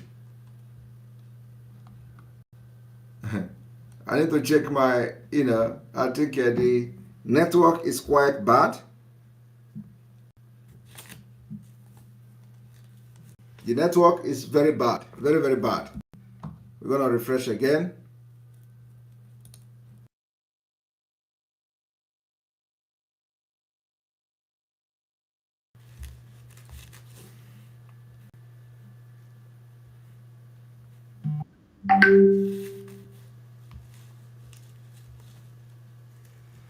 All right. So when you have 1.6 million people against 300,000 people, you are bringing an anarchy. So it's not just about this. It is not just about this the number that voted for electing the governor in Abia State, for example. I want you to understand that the number that voted for electing the governor in Abia State, let's start from Ebonyi.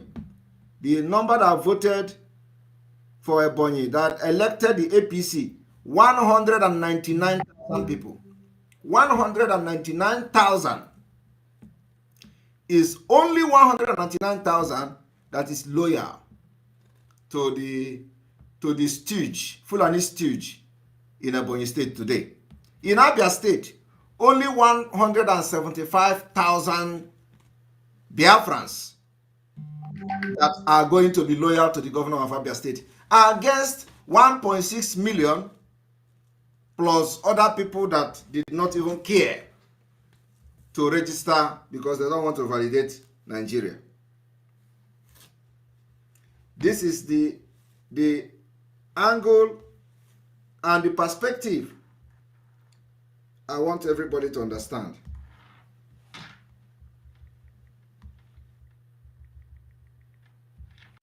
I want everybody to understand from the perspective I am coming from this evening. Very, very important. 175,000 people voted for LP in Abia State. 1.6 million people rejected Nigeria in Abia State. You are bringing anarchy. We can never allow you to rule in Biafra land. It's never going to happen.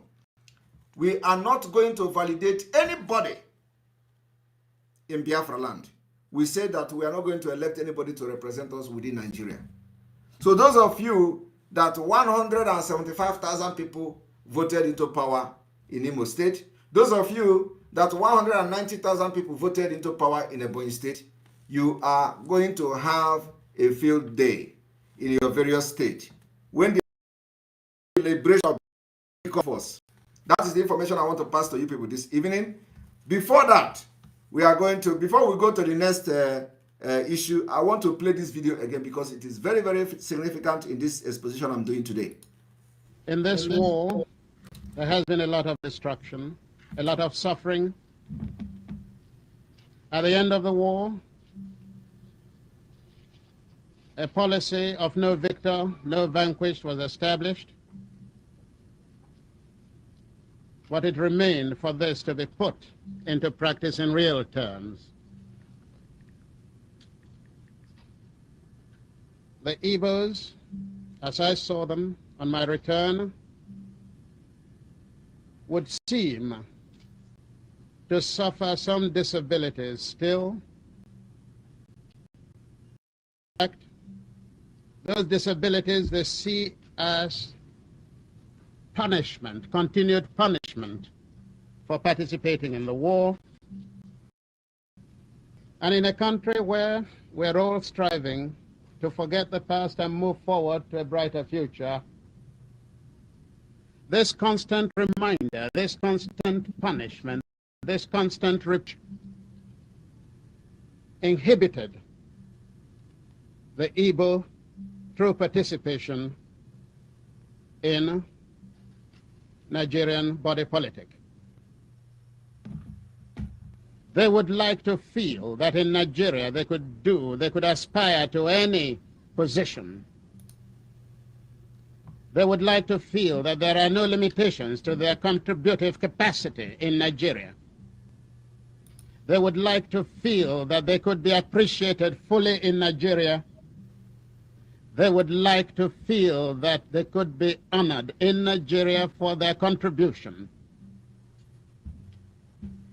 In short, the Igbo would like to feel that one day an Igbo could become president of the Federal Republic of Nigeria.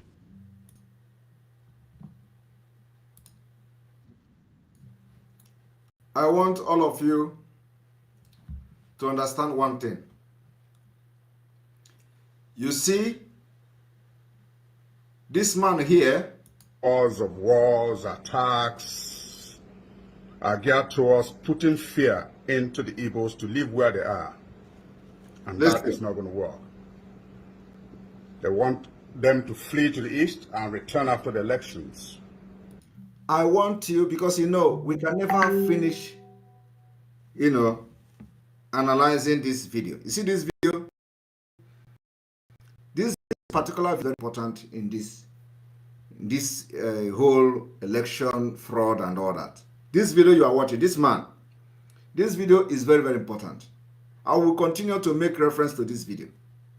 Today, this man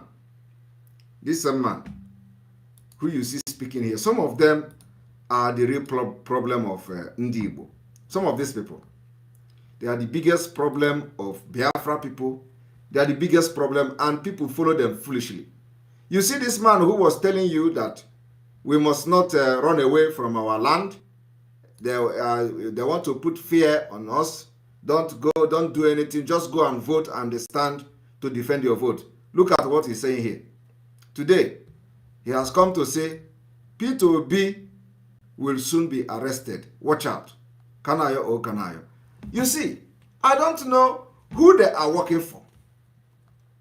These are the people who tell you that you must go and vote and die. Die for voting. This is him saying it. Cause of wars, attacks are geared towards putting fear into the Igbos to live where they are. Okay. And that is not going to work. They want them to flee to the east and return after the elections. It's not going to work. This video is to speak boldness into our Southeast brothers and sisters, to make them understand that he who fights and runs away lives to fight another day. Now, there's no need.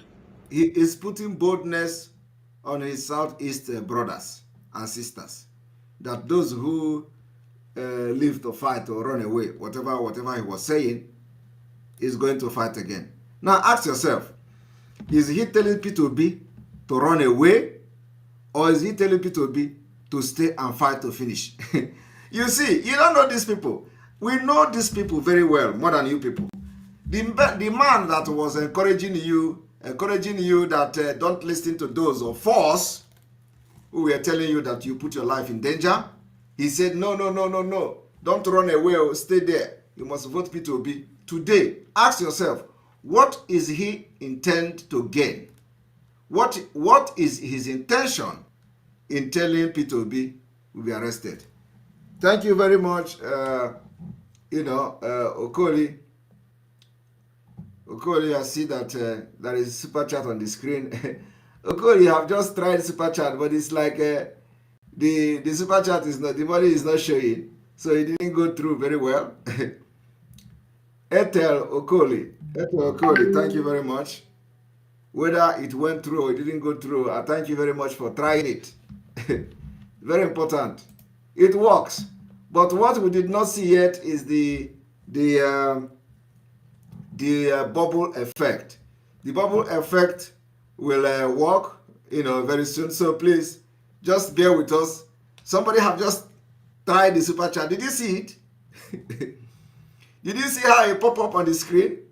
This is interesting, But very soon, it is not only this. You are going to see that bubble. It will call attention of everybody.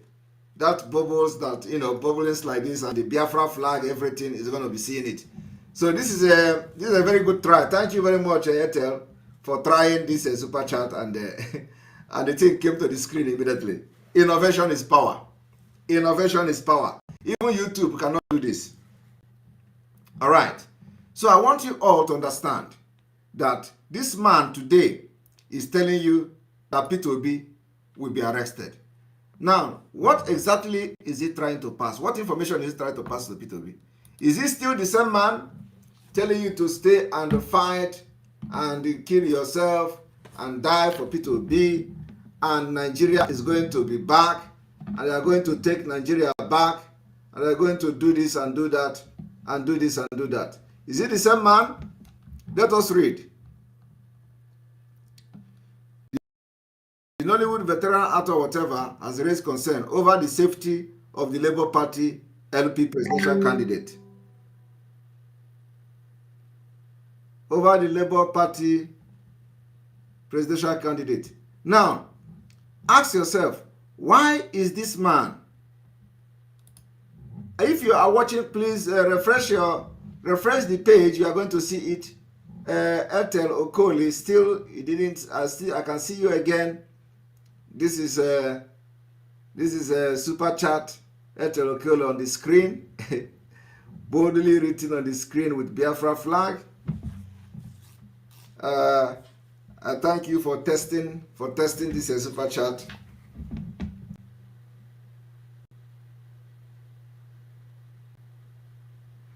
You can refresh your page. You can refresh where you are watching so that it will get update from what we are. Because as I'm live now, engineers are working on the page. Believe me, they are working on the page, and everything is being set up, and we are going to make sure that this platform is something that you've never seen anywhere. So you can refresh your page. When you refresh it, you are going to see the effect of how the super chat comes to the screen and all that. The question you should be asking yourself now is, what exactly does this man want? He is not concerned about P2B. But when he was making this video, he was not concerned about you, Ndibo. He was not concerned that you will be killed. He was not concerned that your market could be destroyed. He was not concerned at all. But here now, he is not concerned about P2B. The same P2B, under his shadow, he was hiding to push you to your early death and then also to destroy your means of livelihood. Do not try to make any attempt to stay out of where you reside, because that's a design to reduce our numbers. Are you hearing that? We don't have to die many times before our death. Are you hearing that? We don't need to die many times. Okay? We don't need to die many times, but now he don't want P2B to die many times. He don't want P2B to stay to fight. He's telling P2B that they want to arrest him. I don't understand though. And these are the people who want to rescue Nigeria from I don't know which from which hand. I don't know the hand they want to rescue it from. But I want people to see the hypocrite, the confusion, confused people. People are following. Death will come when it will come, yes. All right. Nobody's going to die. All right. It is very critical, this election. I will stay put wherever we are. That's the only way 25% of votes in the 36 states of the Federation can be guaranteed for our brother P2B. Okay. He rose from a man of the Southeast extraction to a national movement and consciousness. That we must accept. Now let me bring some basic facts to you. From the facts released by INEC, voter registration, at the time of the report I got, the Southeast has 10.5 million something votes. South-South, 14.226 votes. Southwest, 17 point something. So total for the South is 42 something million votes. Voters registered, actually. North Central, 14.3 something million. Northeast, 12 point something million. All right. Northwest, 21 point something million. Total for the North, 47 point something million. So grand total voter registration as released by INEC could be about 89 point something million. Okay. Well, in the last update of the report which I got, the Southeast Igbo with PVC's residents, the Southeast Igbo with PVC residents is 10.5 million. The Southeast Igbo with PVC's resident in the 19 northern states plus Abuja, 12.8 something million votes. The Southeast Igbo with PVC's resident in the Southwest, 6.5 million. That's 36%. While he was reading all this nonsense, we warned them about Nigeria. While he was reading this nonsense, I came here to warn him, warn those shiftlessly following him, warn all of them about Nigeria. Now, we know Nigeria better than them. They were believing in numbers. They were believing in nonsense.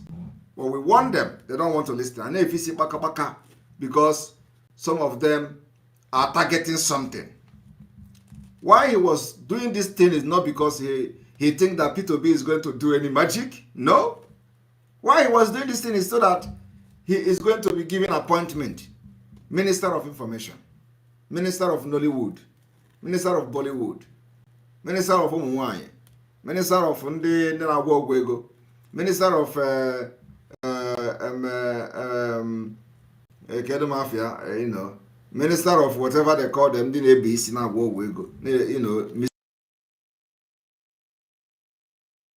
how P2B can appoint them, that's all. He was not doing this because he has the interest of Igbo at heart. And if you think that, prove me wrong, has he condemned the killing of Ndigbo in Lagos? No. This same man Has he condemned the burning of market in Lagos? No. So when they come to pretend they have the interest of Ndibo, they are all liars, scammers. Today, he is telling P2B that they are going to arrest you. Why is he doing that? Is he now into whistle blowing? Is he now an intelligent spy for P2B? So where did he come to begin to say they are going to arrest P2B? I just want people to understand the conflict of interest, confusion in the people that some people are listening to. Igbo population nationwide with PVCs is 36 point something million votes. Happy Omo for your super chat. It is showing on the screen. Yes, I like to see this thing happening. The one I want to see more is when it is beginning to show that effect. When that glowing effect of Biafra flag and picture of Onyenduma Nnamdi Kanu and the heart of Biafra begin to glow. Boom, boom, boom, boom, boom, boom, boom. That is the kind I want to see that. You know, it gives joy to those supporting what we are doing. It gives joy to those. It gives those for those who support what we are doing. I want to see that boom, boom, boom, boom, boom, boom. You know. So I'm waiting for it to start. I believe from tomorrow we are going to have that particular effect of boom, boom, boom, boom, boom. You know. I want to see that. I want to see how it is going to be in this screen. You know. All right. Thank you, Ume, for your support. Now let us continue to listen. Now, this shows you, the Igbo man, that there's no cause for alarm. Just do your own. Get your PVC. We have our own problems when we keep on saying our votes will not count. Let us harness this and campaigning for our Igbo brother. He's been accepted by Nigeria. If he's accepted by Nigeria, we must not be the enemy. Forget about those who never spoke from the altar of God that he's not going to win and said, are they God? All right. They are not. All right. That's a talk for another day. Okay. We can't allow people to put fear into us. Now, we can't allow people to put fear into us. I don't know. What is he trying to do here? Is he trying to encourage P2B? Is he now embracing Tinubu? Because I don't understand. Is he now embracing Tinubu? Or is he fear on P2B? So what exactly is he trying to do? You forget those trying to put fear in them. So I want to ask him, again, thank you very much for your super chat. I want to ask him again, what exactly is he trying to do here? Is he trying to encourage P2B or is he trying to put fear in P2B? The same man is telling you to listen. Our Igbo brother, he's been accepted by Nigeria. He's accepted by Nigeria, we must not be the enemy. Forget about those who never spoke from the altar of God that he's not going to win and said, are they God? They are not. That's a talk for another day. We can't allow people to put fear into us so that our children will suffer. Okay. Perception to be reality. It's not. So no figure in relation to the Igbos must be kept. Okay. One can see that from what I just read, the Southeast with PVCs nationwide are the highest in voter strength and spread. Okay. So there's no cause for alarm. All right. Just cast your own vote. Okay. If we are well coordinated with our brothers in Kogi, Benue, Rivers, Anioma, Akwa Ibom, and so on, Cross River, we're not counting on Igbo votes. Okay. We know others. Win the elections. Okay. All Nigerians are already behind Mr. P2B. All right. Let's not think that our votes cannot count and therefore deny our brother P2B. Say you should not think that your vote will. I have been right all along.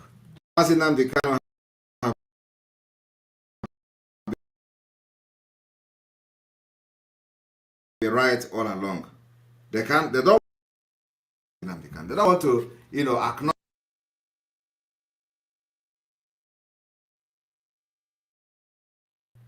They don't want to acknowledge him.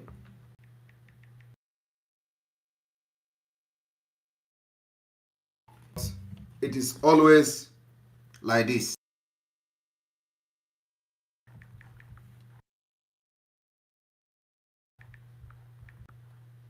I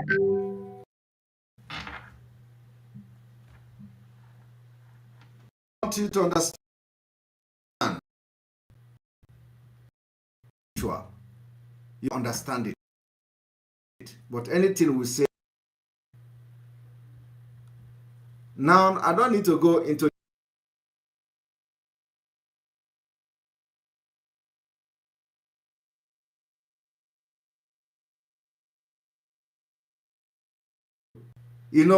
This man you see here, there are many of them.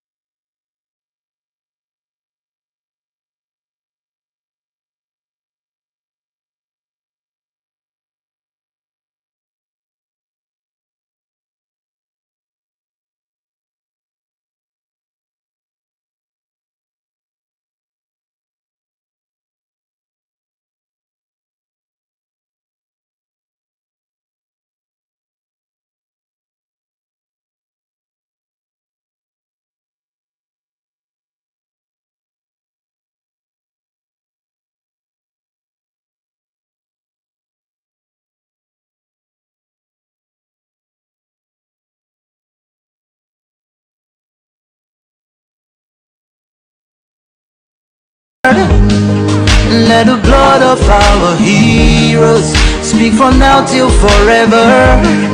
Let the whole wide world know Biafra is our home. Oh yeah, Biafra is our home. Oh, it's my home.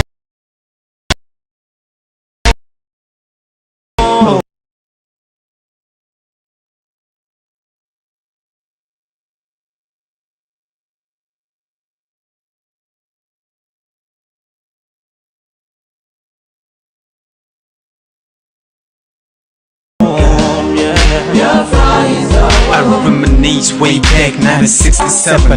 Death toll on the blood couldn't count them even.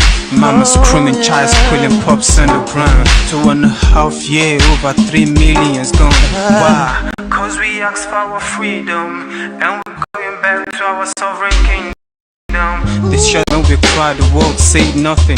Sitting back in the crib, watching our suffering. Should I? And the figure that is often cited is 30,000 were killed. It's not true. Closer to 100,000. Not only were they killed, women had their stomachs cut open, and little bees were pulled out and their heads were dashed against the wall. That is what they did then in 1960 Civil War. And the Igbos were slaughtered like flies all over the north by these same people.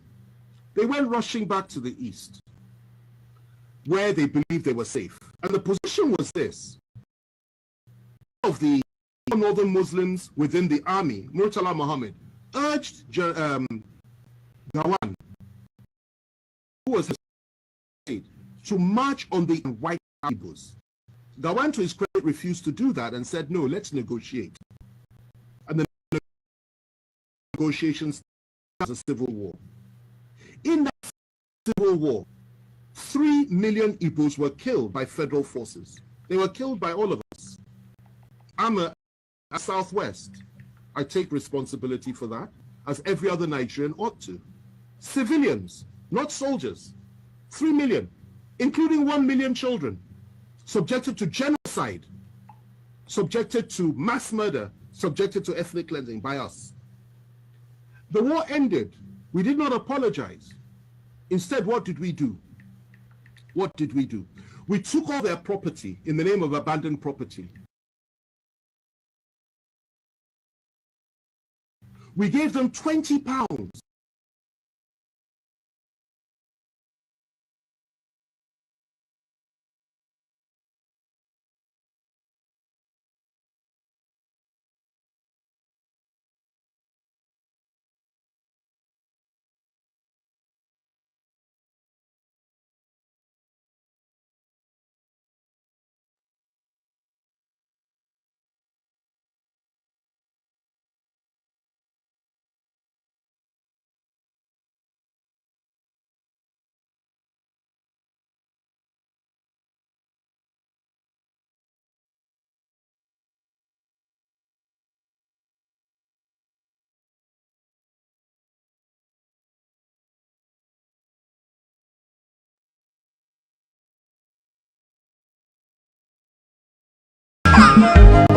There was a nation living in peace and unity.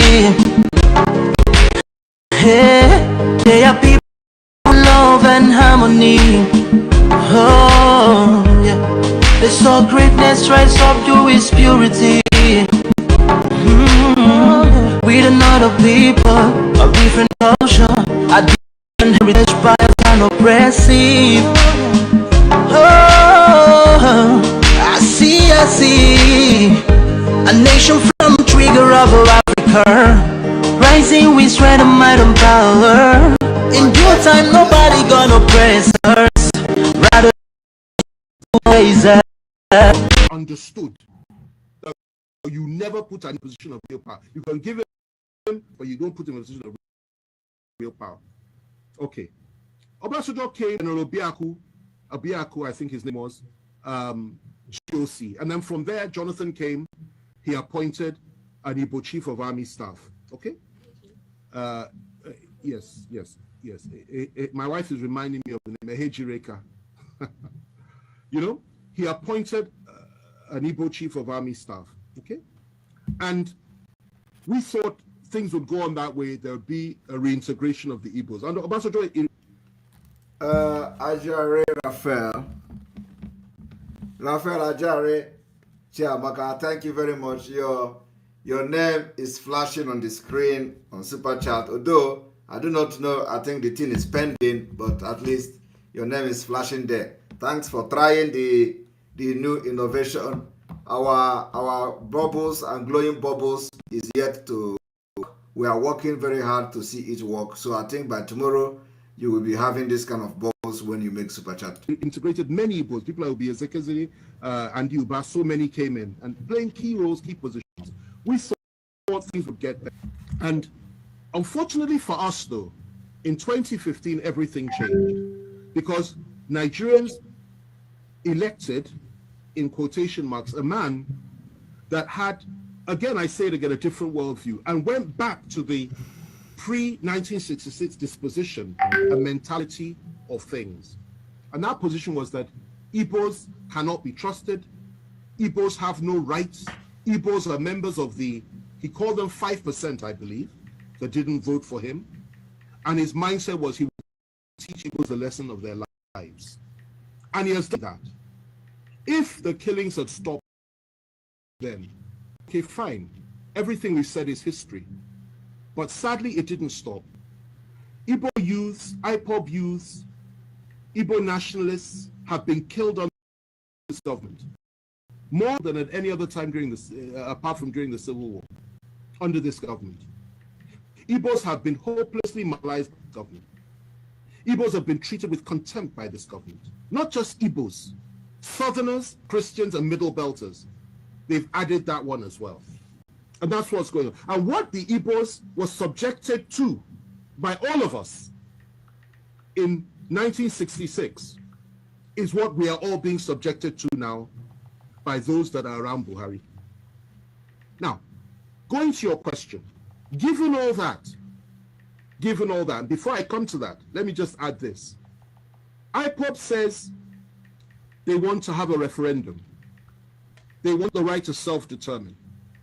and you label them as terrorists when none of them has ever carried a gun, as far as I'm aware. I was in prison with Nnamdi Kanu. I had extensive discussions with him. I got to know him. I understood his mindset, and I could feel his pain for his people. Yet they say a referendum, you say they're terrorists. Meanwhile, those that are butchering our people every day in the name of ethnic domination and hegemony, in the name of furthering the ambitions and the aspirations of... But the same man, just the same man who claimed to have been in the prison with Mazi Nnamdi Kanu have refused to talk for the past 2 years. He has refused to talk for the past 2 years. They have refused to join voices with other people to call for the release of Mazi Nnamdi Kanu, which is being illegally detained, extrajudicially being detained. The same man who knows all these things, the same man who Mazi Nnamdi Kanu voiced his heart to in prison, the same man have refused to talk today. He has joined the people that he was condemning here. I want you people to see the mental state of those who have made decisions that have affected you and affected your future today. Let's continue. Of Usman Dan Fodio and Samadu Bello and Buhari and South, the three Madis, you don't call them terrorists. You pat them on the back, you refuse to arrest any of them. And you say what they're doing is okay. You encourage them. Okay? And the same you, free Boko Haram terrorists, the same you once said that you want to apply Sharia all over the country. The same you said Muslims should only vote for Muslims. The same you says an attack on Boko Haram is an attack on the North. The same you has said so many things which implicitly are on line and on all fours with the Boko Haram philosophy. These are the people that have been ruling us for 5 years. And the same you has empowered the Fulani to a point that they have everything now. And you really believe that those people in 2023 will sit down and say that they will allow a situation to arise whereby the one they hate the most can possibly take power in this country? They will not allow that to happen. Now, if you ask me what I think that would be the way forward as an individual. That if you really want to appease the Southeast, indeed the people of the South, why on earth not? Why shouldn't we have that? Well, the reality is that those that control the levers of power are diametrically opposed to that philosophy. They don't pretend not to be. They will never deny it. And they're not even hiding it. So they won't allow that to happen. What they will tell you at the very best is possibly we'll give vice presidency to the Southeast. And in a situation like that, if they did that, and the northern president came to power, and something happened to him, I assure you they will never let an Igbo man take power. It's their mindset. Even the one that's there now, the Yoruba man that's there as VP. If anything happens to Buhari, I doubt very much they'll let him take power. The position that they have adopted is that power must remain in the north, in perpetuity for as long as possible. And they have rationalized it over and over again. So that's the situation that we're in. But left to me, two things. The first thing is this. That would go a long way to heal the wounds of the past. An apology for what we did to the Southeasterners and to the Igbos during the Civil War. Secondly, proper compensation and reparations for what we did to them. Thirdly, to now openly come forward and say, let an Igbo man be president of Nigeria. Because they've never had an elected Igbo, we've never had an Igbo man leading us with power. Let it happen. That is what I would suggest. That's the first one. The other one is this. If it is, you can't do that. And if it is that the time for that has passed, because many Igbos will tell you, particularly those that share the philosophy of people like Nnamdi Kanu and even Masop philosophy, they will tell you they're not interested in that anymore. Then the other thing you can do is say, allow them to determine their own future. just as the people of Scotland were allowed to determine theirs, just as Britain, the United Kingdom, was allowed to determine hers when it came to Brexit, just as so many other countries in the world, through a referendum and exercising the right of self-determination. And I think that would make far more sense than to say just give them an Igbo presidency, which you and I know is not likely to happen. Let me end with this, okay? We are approaching 2020. All right, you see, that's exactly the people that are now, all the same, confused people. They are the one now on the other side doing what you see. Whatever he was saying here is the fact. And those of you from Twitter, join us on Enter Biafra. Thank you. We are switching to Enter Biafra. Enter Biafra. Those of you on Twitter, join us on Enter Biafra. Click the link and join us. Thank you. All right, because we are entering interactive section now. So we are going to pull everybody to Enter Biafra. So I want you people to understand that this, what you see happening now, is how not to follow foolish people. People that changes according to who talks to them. They change their principles. And that reminds me, I'm going to play our Mandela. Our Mandela. Let's see what Mandela have to say. People that changes according to who talk to them. When you change your principle according to who you meet, that kind of person is not supposed to be a leader. You change your principle according to who talk to you, you are not supposed to be a leader. For anybody who changes his principles depending on whom he is dealing, that is not a man who can lead a nation.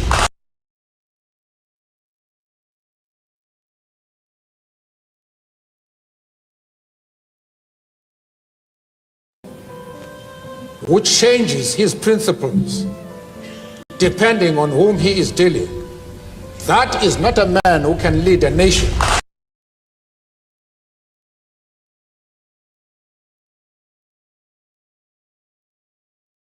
For anybody who changes his principles depending on whom he is dealing, that is not a man who can lead a nation.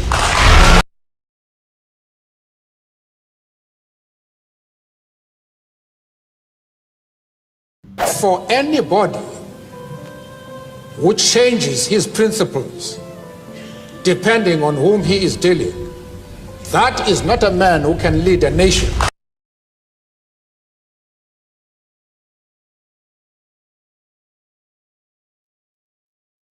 For anybody who changes his principles depending on whom he is dealing, that is not a man who can lead a nation.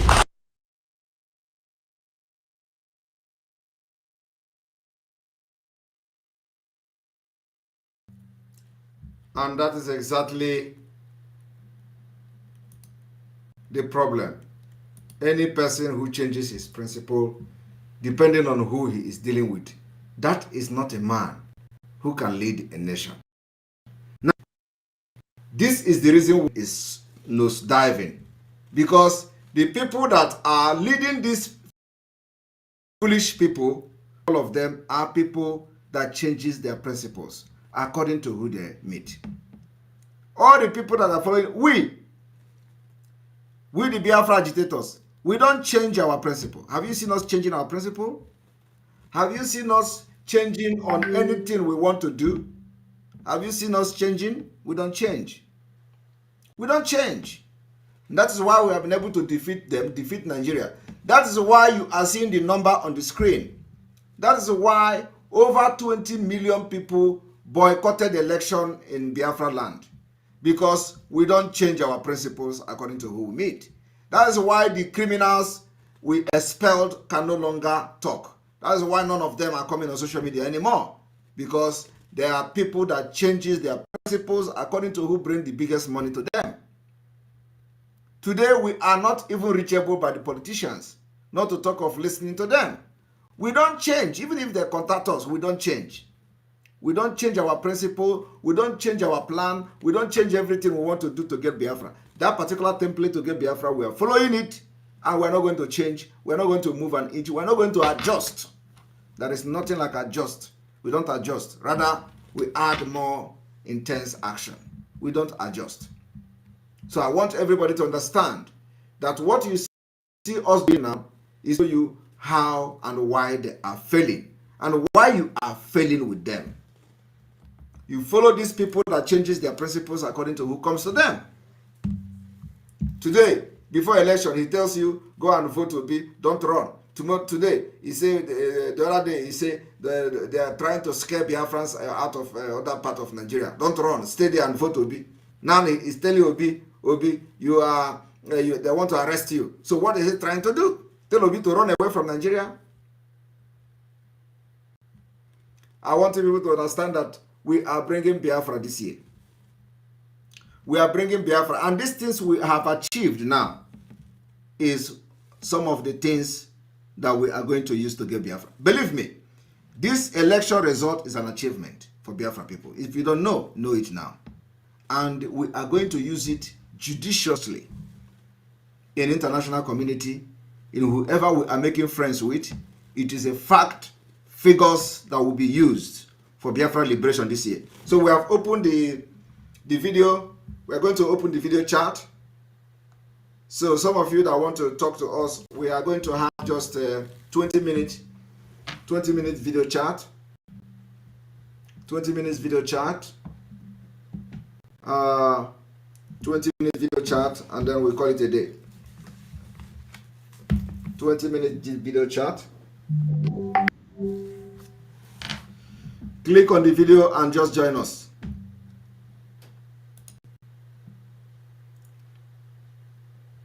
Click on the video sign on the Enter Biafra platform where you are watching from, and join us.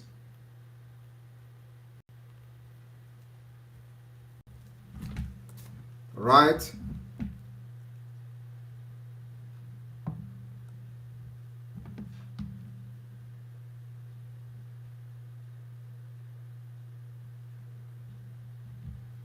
Here we go. And remember that when you refresh the page, those that have made super chat before will automatically come to the screen again. So, and this is very good for those who are coming late to the program.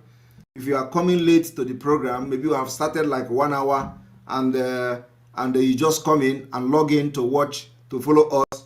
It is going to also pull those who have made super chat. So if I refresh this page now, you are going to see people that made super chat, although the amount is not showing here. So I don't know. I think we need to work on that, because sometimes when the thing did not go through, it may not show the amount. So, but if it goes through, it's going to show the amount. So anybody that have made super chat and the amount did not show, it means that the super chat did not go through. So it means that it is like pending. But of course, your name is going to appear here anyway. So that's exactly what is happening for those who may be wondering that when you refresh the page, you still see Rafa Jere and Co.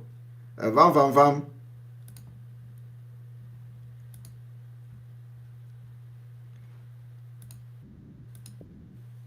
Vam, you're welcome. Unmute yourself. Unmute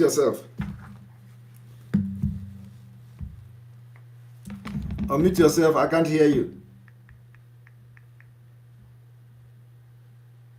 No. Unmute yourself. You are not talking. I cannot hear you. Okay, it's trying to refresh. Okay, I can hear you. Okay, you can hear me now. Yes. You don't test our super chat. Yeah, it's so beautiful. Only that when I did it just do bam on my screen, and I don't know. I hope it went well, Sha. I hope, because it did bam. I have to be sure. But next time I will still try it again. What happened? What did bam? It just as I click the super chat, it just displayed like something that went well. But okay. there's one corner on the side, it wrote error, but I don't know what that error means. Okay, I think it didn't go through. That's why. But anyway, it shows the most important thing is that the thing appears on the screen. You know, so we are still fixing it. So when we fix it, it shouldn't be showing any error. That error means that it didn't go through, Okay. and that's why the amount. I mean, Why the amount didn't show. Yes, that's why the amount didn't show. okay. Yeah. So when it goes Or maybe through, when I try it with my mobile, maybe when you try it with iOS, because I did it on the computer. Maybe if I okay. try it with iOS, it might go. With iPhone, it might do well. Okay, but anyway, the point is that it has appeared on the screen, and then we are fixing it. So our plan is to make sure that those bubbles, you know, that you see, the heart and all that will be flowing on the screen when you die. Wow, I can't wait to try that one. Honestly, I hope it does well tomorrow. So I'll try it again. Yes, it will. Master, It will definitely this work. innovation is wonderful. It's wonderful. You have really the work you have done is tremendous. You're welcome. We You're welcome. You're welcome. really applaud you. We applaud you for this wonderful move. This is a giant stride. Thank you very much. Thank you. And I want to contribute on this Fulefu FFK. I think in the future, by the time we have Biafra, when we mention stomach infrastructure, when they mention FFK, I think the definition of FFK would mean stomach infrastructure. Okay. That is exactly the meaning of his name. Yes. Stomach infrastructure. Anywhere belly face. That guy is just pathetic. That is just a definition of unstable human being. You know, he says one thing today, tomorrow he says another thing, and next tomorrow he says another thing. And the way he's constituting users on the Twitter space is just so nauseating. You see him even during this Igbophobia on Twitter when they're attacking Igbos. You see him really encouraging it. It's so shameful. And you ask yourself, this guy did he really meet Mazi Nnamdi Kanu? What did he take away from Mazi Nnamdi Kanu? What did he take away from Mazi Nnamdi Kanu? That guy is just an unrepentant devil. And what I noticed is that he's actually looking for money to sustain his coke addiction, because I learned the guy he goes on a high substance. So probably that thing is very expensive. So ego maintain because the guy is such a waste. Well, anyway, we move on. Thank you, Master Simon. There's nothing that will stop us.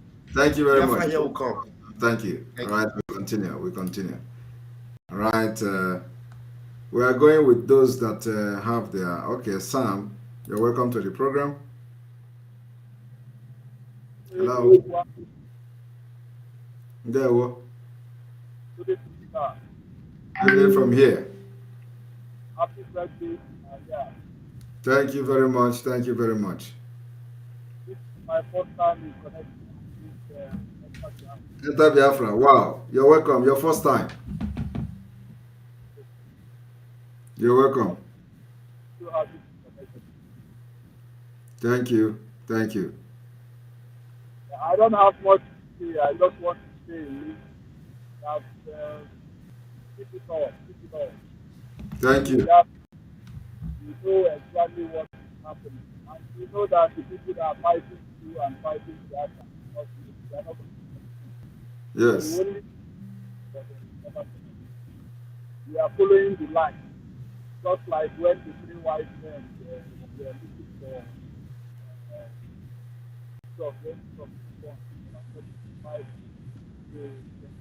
they only start and then never yes. The sky is the limit. And I also want to appreciate the guys tirelessly. I'm doing things like let the blood of lamb cover you people.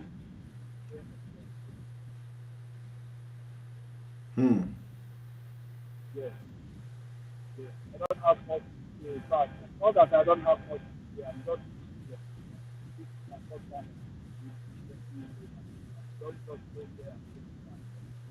I'm happy here and I'll be coming every year. As long as we are trying to Thank you. Good night. Thank you very much. Right, you're welcome. Promise. Yes, good evening. I'm happy Good evening. You're welcome to the to program. speak with you. Yeah, Thank you. I'm happy. Can you hear me? Yes, go ahead. Can you hear me? I can hear you. I can hear Yeah, you. thank you. It's my first. It's my first time. It's my first time, and I'm delighted to speak with you. You are doing a great job, and very much. Yeah. Thank Can you hear me you. now? I can hear you. Go ahead. Yes, I'm very happy. You're doing a great job, and I'm very delighted to be part of it. You're welcome. I don't know, it's echoing. I don't know where it's coming from.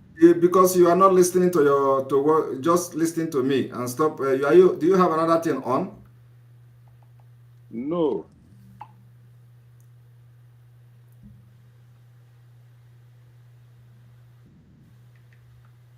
So go ahead. Yeah, that's what I mean. This is recording. It's not live directly. Go ahead. I can hear you. Go ahead. Go ahead. No. Ekwechi Debere, welcome to the program.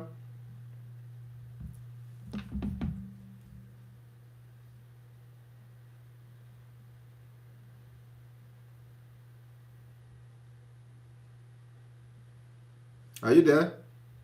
Hello? Hello? Yes, can you hear me? I can hear you. You're welcome. Can you hear me? I can hear you. Thank you, sir. Nkimelo ime ọzọ. Seriously, I watched the talk of FFK. FFK, I will compare FFK like those people that are begging to come back from obedience to Biafra issue. I will compare them that they are the same thing. Those that have tested Nigeria in one way or the other, their lives are the same. Never you trust any of them. Yes. FFK is just like those DOS. They are the same thing. I don't have much to say. The message is very clear. Thank you. Thank you, sir. Thank you very much. Right. Bye-bye, sir. They are the same. You're welcome to the program, Kings. Hello, Mazi. Good evening. Good evening from here. Mazi, I really want to appreciate your work. I really want to thank you so much. You are doing a very nice work. And I want to comment on Kanayo comment that you put. Mazi, that man knows exactly what he's doing, and that's their plan. This is the format they are using now to get P2B to fly out of Nigeria so that everything will die off. Yes. It's not doing that thing. It's a plan something. It's well planned something. If P2B just give up like that and give up on Nigeria or travel out, they will see him as someone that is so weak. And what you have been saying for this, that P2B is a setup. P2B is just planned there to bring Biafras to Nigeria election. If you just give up like that, it seems like what you have been saying since all this are true. Yes. So this is just set up of something. Kanayo know exactly what he's doing, and it's their plan. This is their plan for P2B to just travel or run out of Nigeria. Let it not seem as if he just give up like that, so that all these fools that are following him, because I call them fools, all the obedient, they didn't know anything. This is their well plan. So don't mind what he is. They don't see it as if he is just doing the thing as if he didn't. He know exactly what he is doing, and it's a well planned something. This is exactly the way P2B will leave Nigeria soon and give up on anything about Nigeria. And this one, the call Tinubu will continue leading them over there, and they will suffer it soon. Exactly. So that's what I want to correct on the thing, Mas. Thank you so much. Thank you very much. Thank you. All right, we'll continue.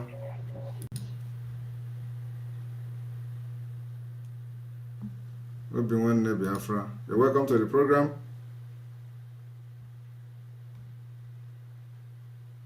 Hello. You're welcome to the program. Okay. I have him. Mazi Chukwu Nyere, welcome to the program. Thank you very much. Mazi, good evening. Very good morning from here. There we go. Thank you very much. Thank you for a good job you are doing. Thank you. Thank you. We appreciate you and pray that God will continue to strengthen you and give you more grace to do more. You say. Yes, so I want to also say happy birthday for yesterday. Although I was in the space yesterday, but it's like the network, you couldn't hear what I'm saying, and I was later put off. Okay. Okay. Yeah. So happy birthday to you. Thank you. Thank you. Thank you. So Biafrans love you. Really in support of what you are doing. Thank you. Thank you. Thank you. Yeah. On the issue of FFK, that man is just a kind of a typical example of somebody who is completely confused. Who always go after his where he will benefit.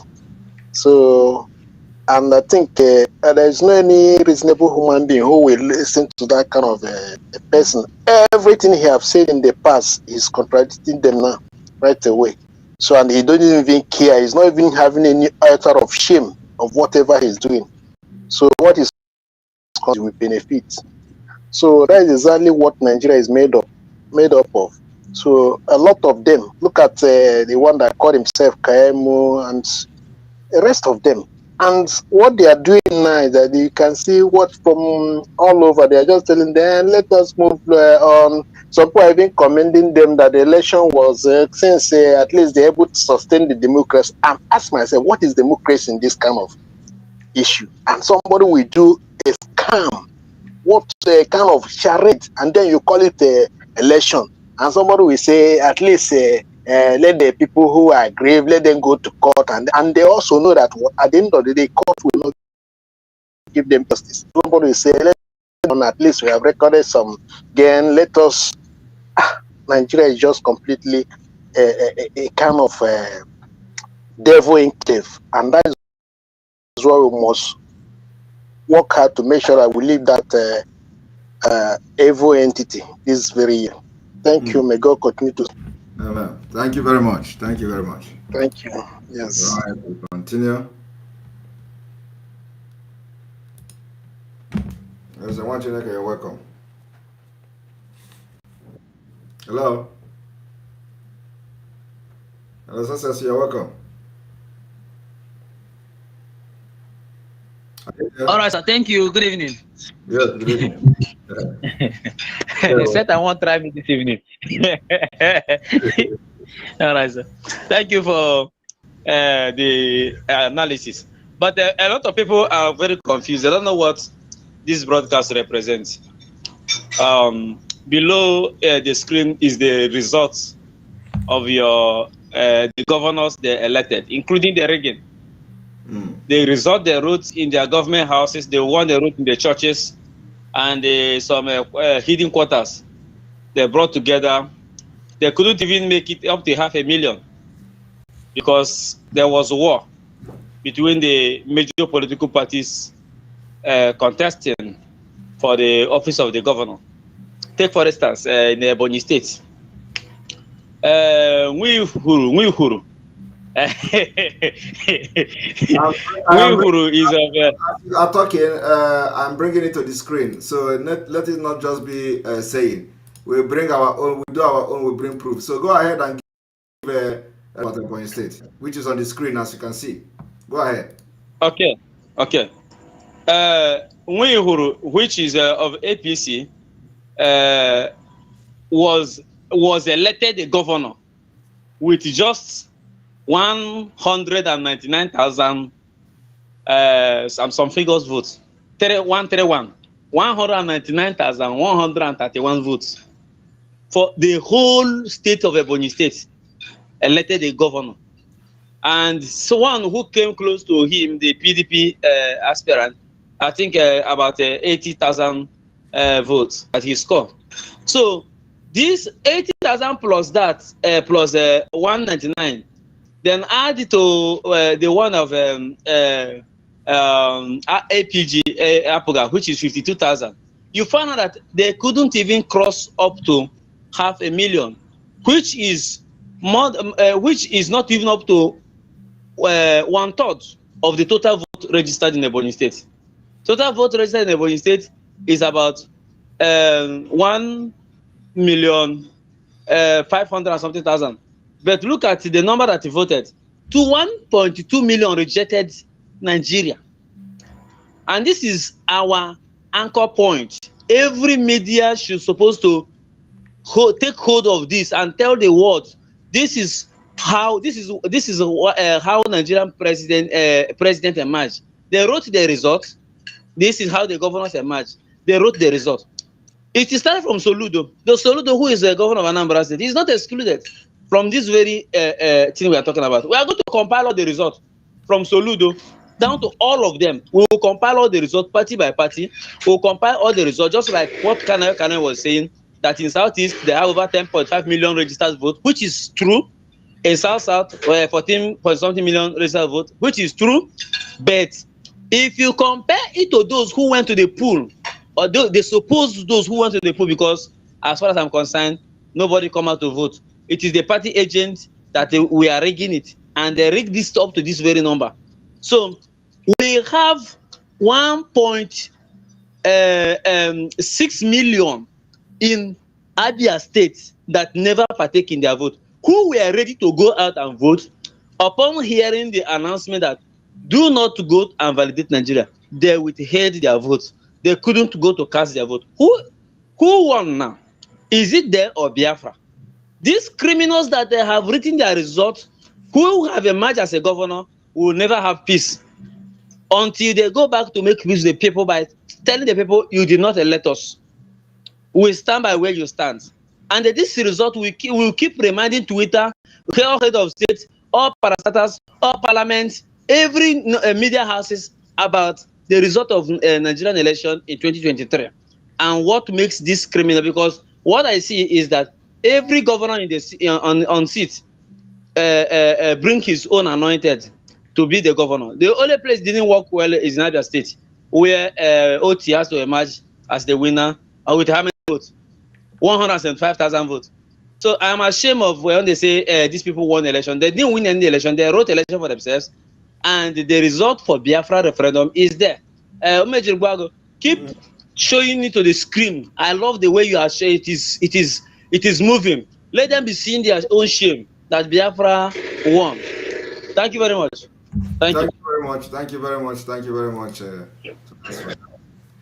It is on the screen how they were burning. Now they started burning things in Ebonyi State, and so it is politicians that are burning, not Biafra.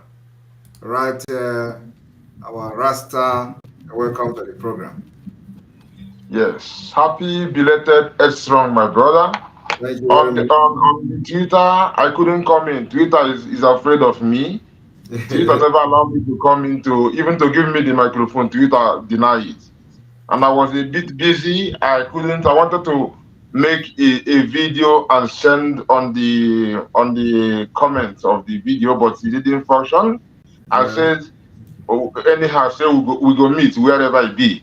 Yes. So about this Kana, I remember last time when you heard his thing, I spoke. I spoke to him actually on that issue. But the thing now, what I checked out is like the truth in movie and lies in the news. If you check this man, the morality they show in the movie, even when they are playing the wicked person and the good person, and those who are treacherous and being tricky, fooling many people, and how some people who are consistent will always find out the good thing. That is the truth. They portray it in their movie. But in reality, they do the otherwise. They fall for the negative. But in the news, of course, they don't tell the truth because the same people control the news as it will be in the movie as well. So one thing I see is that all know that the terrorist rules. And talking about the arrest of, are so conscious of this is why they tell you, hey, come to Nigeria now and talk. Come, because that statement alone is very bloody. It's bloody, blood. When I hear it, I see blood in their hands. Because they are telling you, come, if you speak the truth, terrorists will kill you now. So they all know very well that they are under terrorists. So now is to divert the attention for idiots, instead where they go think about how they go do all this kind of protest and do any revolution. So now when you mention these people might have arrest Obi, then they will say they won't come protect their Obi, so they go begin to divert the attention. The verse where they vex them, they don't divert them. So this is not the thing where they say na so then they there for work, then they work the brain of the people. So this is why I say the truth in movie, lies in the news. All know that terrorists rule. Talking about arresting Obi, everyone will be gravitated to it. So why? Because they are conscious and very aware of the dangerous Fulani in control of their various circles. So, and then the becoming down obedience automatically. So this is a very, they are working highly on these people, because in doing this, they will not come even to listen to you. They are busy with it. You keep them busy, like you give monkeys some or whatever, you make them busy with it. They forget there's other things going around. Just like when people give children one thing to distract them, and then people go do more important things. Exactly what they are doing with these people. Now, none of them will come and think about, this guy told us, he spoke boldness in us, make we go out. Now, then they kill us the bunties now. Then they expect make he talk. So when he come begin, they talk about this now. He can't channel them out of him. So these people, they know what they are doing, but no be for us. Anyway, about our Enter Biafra thing, I was suggesting if when people comment that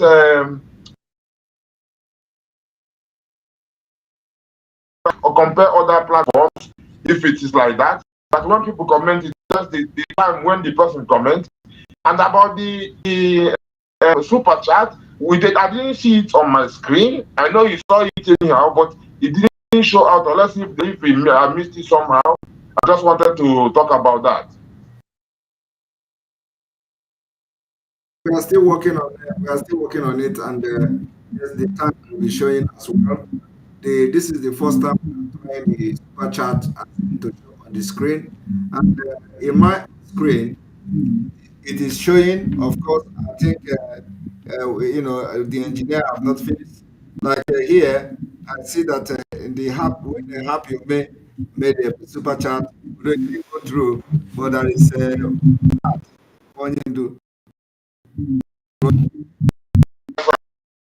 I'm gonna post it on Twitter. This is exactly what when we finish. So when somebody is gonna come like this, I will post it on Twitter now. What happened on my phone when a happy man made a super chat as I read. So everything we're gonna work perfectly. We are testing it for the very first time. So now we know where to touch hand and where to make adjustment. And so I think by tomorrow we are good to go. Thank you very much. Okay, this is I know that you saw it. I just wanted to remind you that we didn't see it.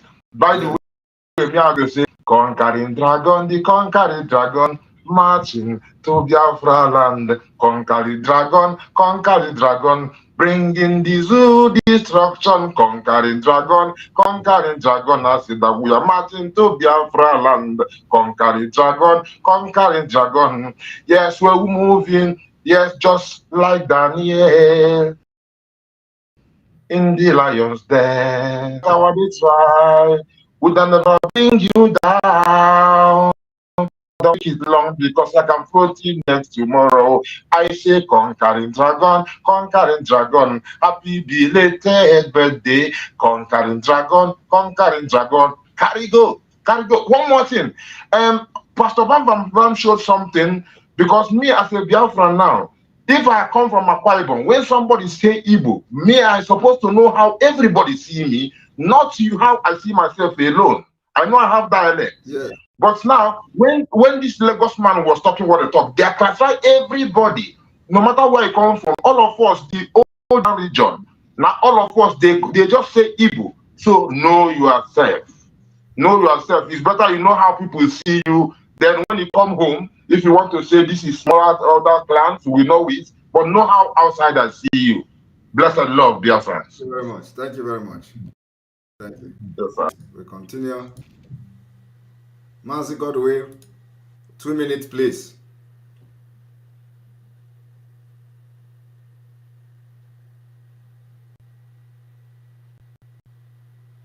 Are you there?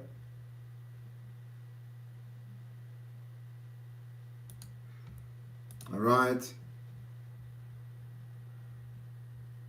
Austin, Chuku Austin, you're welcome to the program. 2 minutes. Good evening, the Dragon. Good evening. I just wish to thank you for today's analysis. It is so awesome. I sent some result as you requested to you, though you direct. Of course, I'm calling from Biafra land. So I sent a result of my local government, House of Assembly, both how they were, as some people were, say some people were just disclosing how everything is being manipulated, and they were quarreling, fighting. So thank you very much. And coming to that of Anna Kanayo, the only thing that I want to say, that man is a fool. Ford is a fool forever. He will remain a fool forever because he has dragged our people into election, and now he is not able to say anything when things are being damaged in Lagos. He moves as if to say it did not concern him. Now, putting fear into P2B, that P2B will soon be arrested. That shows that Nigeria government is using him. But I pray that very soon,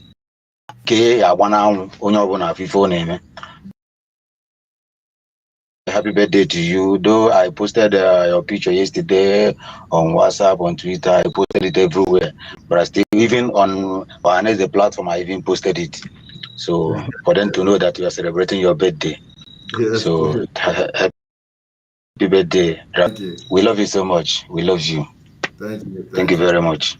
All right. All right. Yeah. All right. I want you, as you are looking on the screen, you are going to see what is going on in the screen there. That's a screenshot I just took now. When after refreshing, because this is still being updated.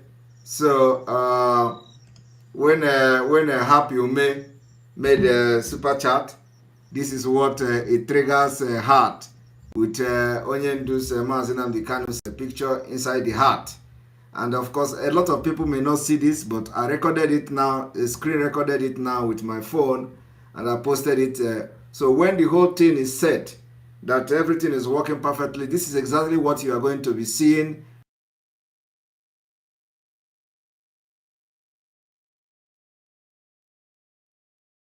Image on Twitter. So go to our Twitter page and see it if you are not seeing it very clearly here.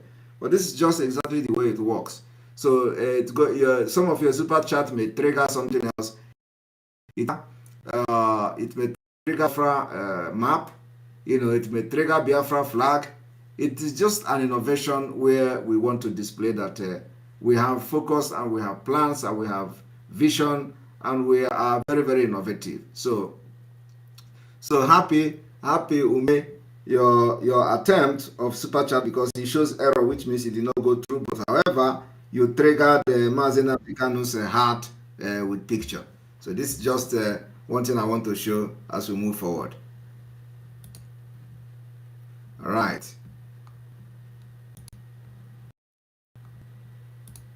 Promise you're welcome to the program.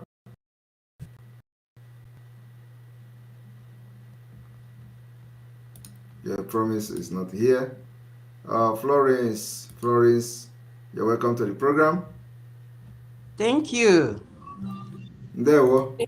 Ndewo. Nice to speak with you for the first time. Wow. I've been a long-time follower. Wow. Thank you. You're welcome. Very, very well. Was it difficult? A masterpiece. Was it difficult? Was it difficult to use the Enter It's a Biafra? little bit difficult for me initially until my daughter helped me. Wow.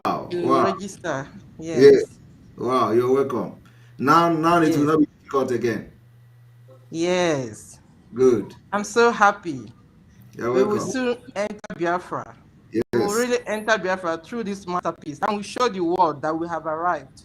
Exactly. God bless you so much for all you do for us. Thank you. Remain focused. Fortress and refuge. Thank you very much. We wish you happy birthday. Thank you. Thank you. I appreciate God will that. continue to fortify you. Amen. Thank you for all that you've done. Thank you. This sham election has justified all that we've been showing to the world. Yes. Yes, and we will be there soon. You say. We'll remain focused. Thank you so much. Thank you. Thank you very much. All right. Thank you. All right. We have the last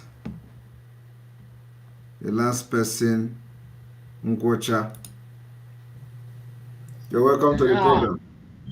Thank you very much. This is my first time too, so the Dragon. Good to be with you this evening. Yes. You're welcome. So I've been following you both on Twitter and email. I don't know whether you see my email or not. But I just want to thank you and also wish you birthday yesterday. I was online with you yesterday as well on the space. Wow. So you're doing a great job, and we're following you bumper to bumper. So we're in your support.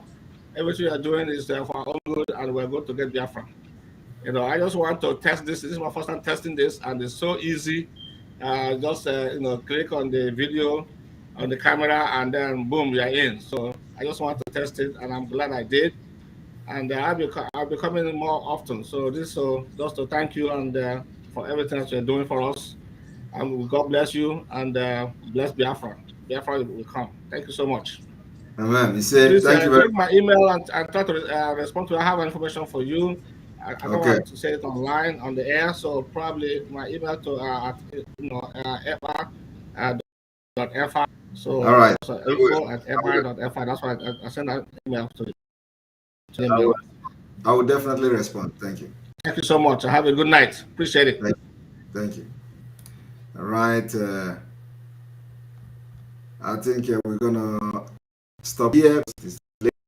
Thank you very much for watching today. May God bless you. May God bless Biafra. May God bless Mazina.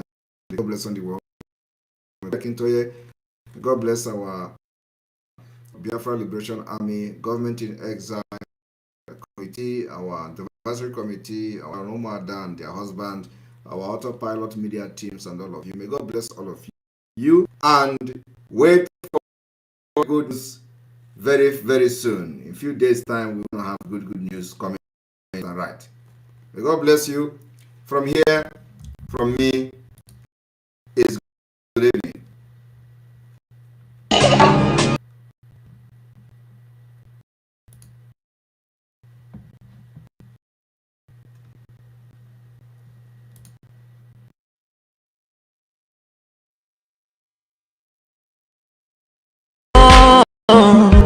They saw greatness rise up to its purity. With another people of different culture, ideal and heritage, bias and oppressive. Oh, I see a nation from trigger of Africa, rising with strength and might and power.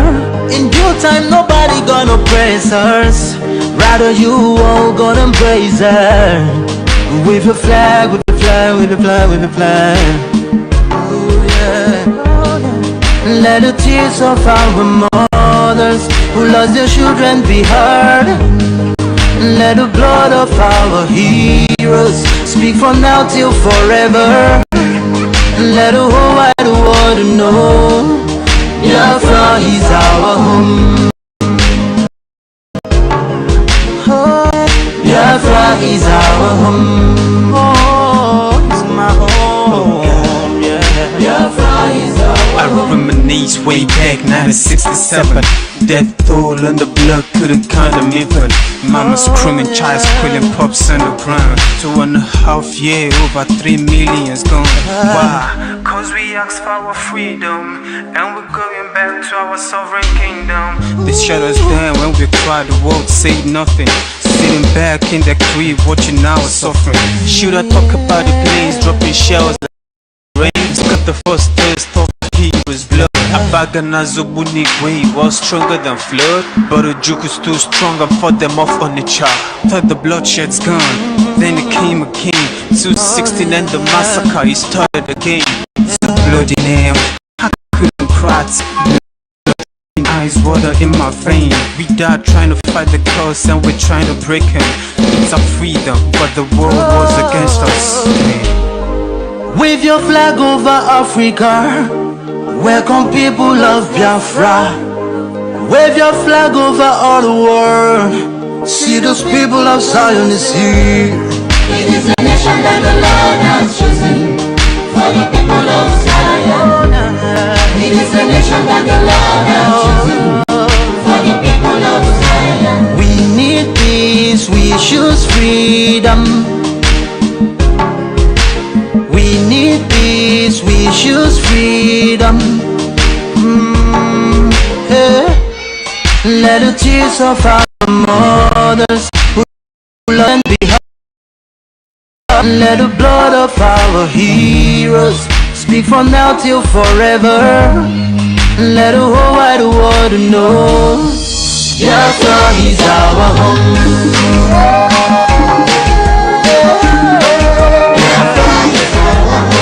I see the rising sun from Africa. Oh, this is a sign of victory. Oh, yeah. I see future in Africa. Oh yeah, people of Biafra. See light shining on the world.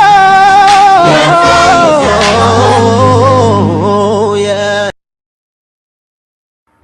Okay, dear friends, thank you so much for being there from the beginning of the program to the end.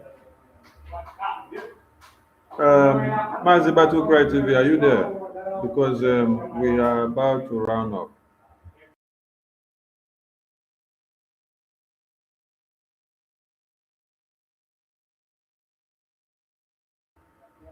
Okay, since my comrade is not there, Biafrans from wherever you are, stay safe and stay sound and stay focused and be vigilant.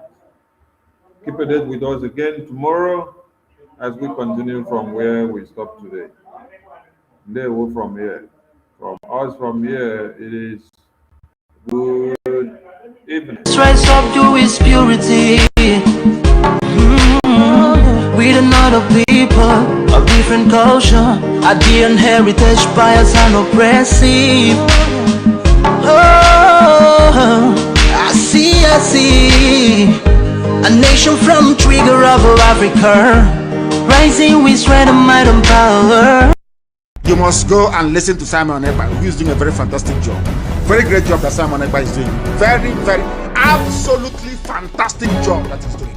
You must listen to him and share his videos accordingly. Very, very important. He is bringing a new dimension to this very awareness that we're making, and you must listen to him. Very, very important.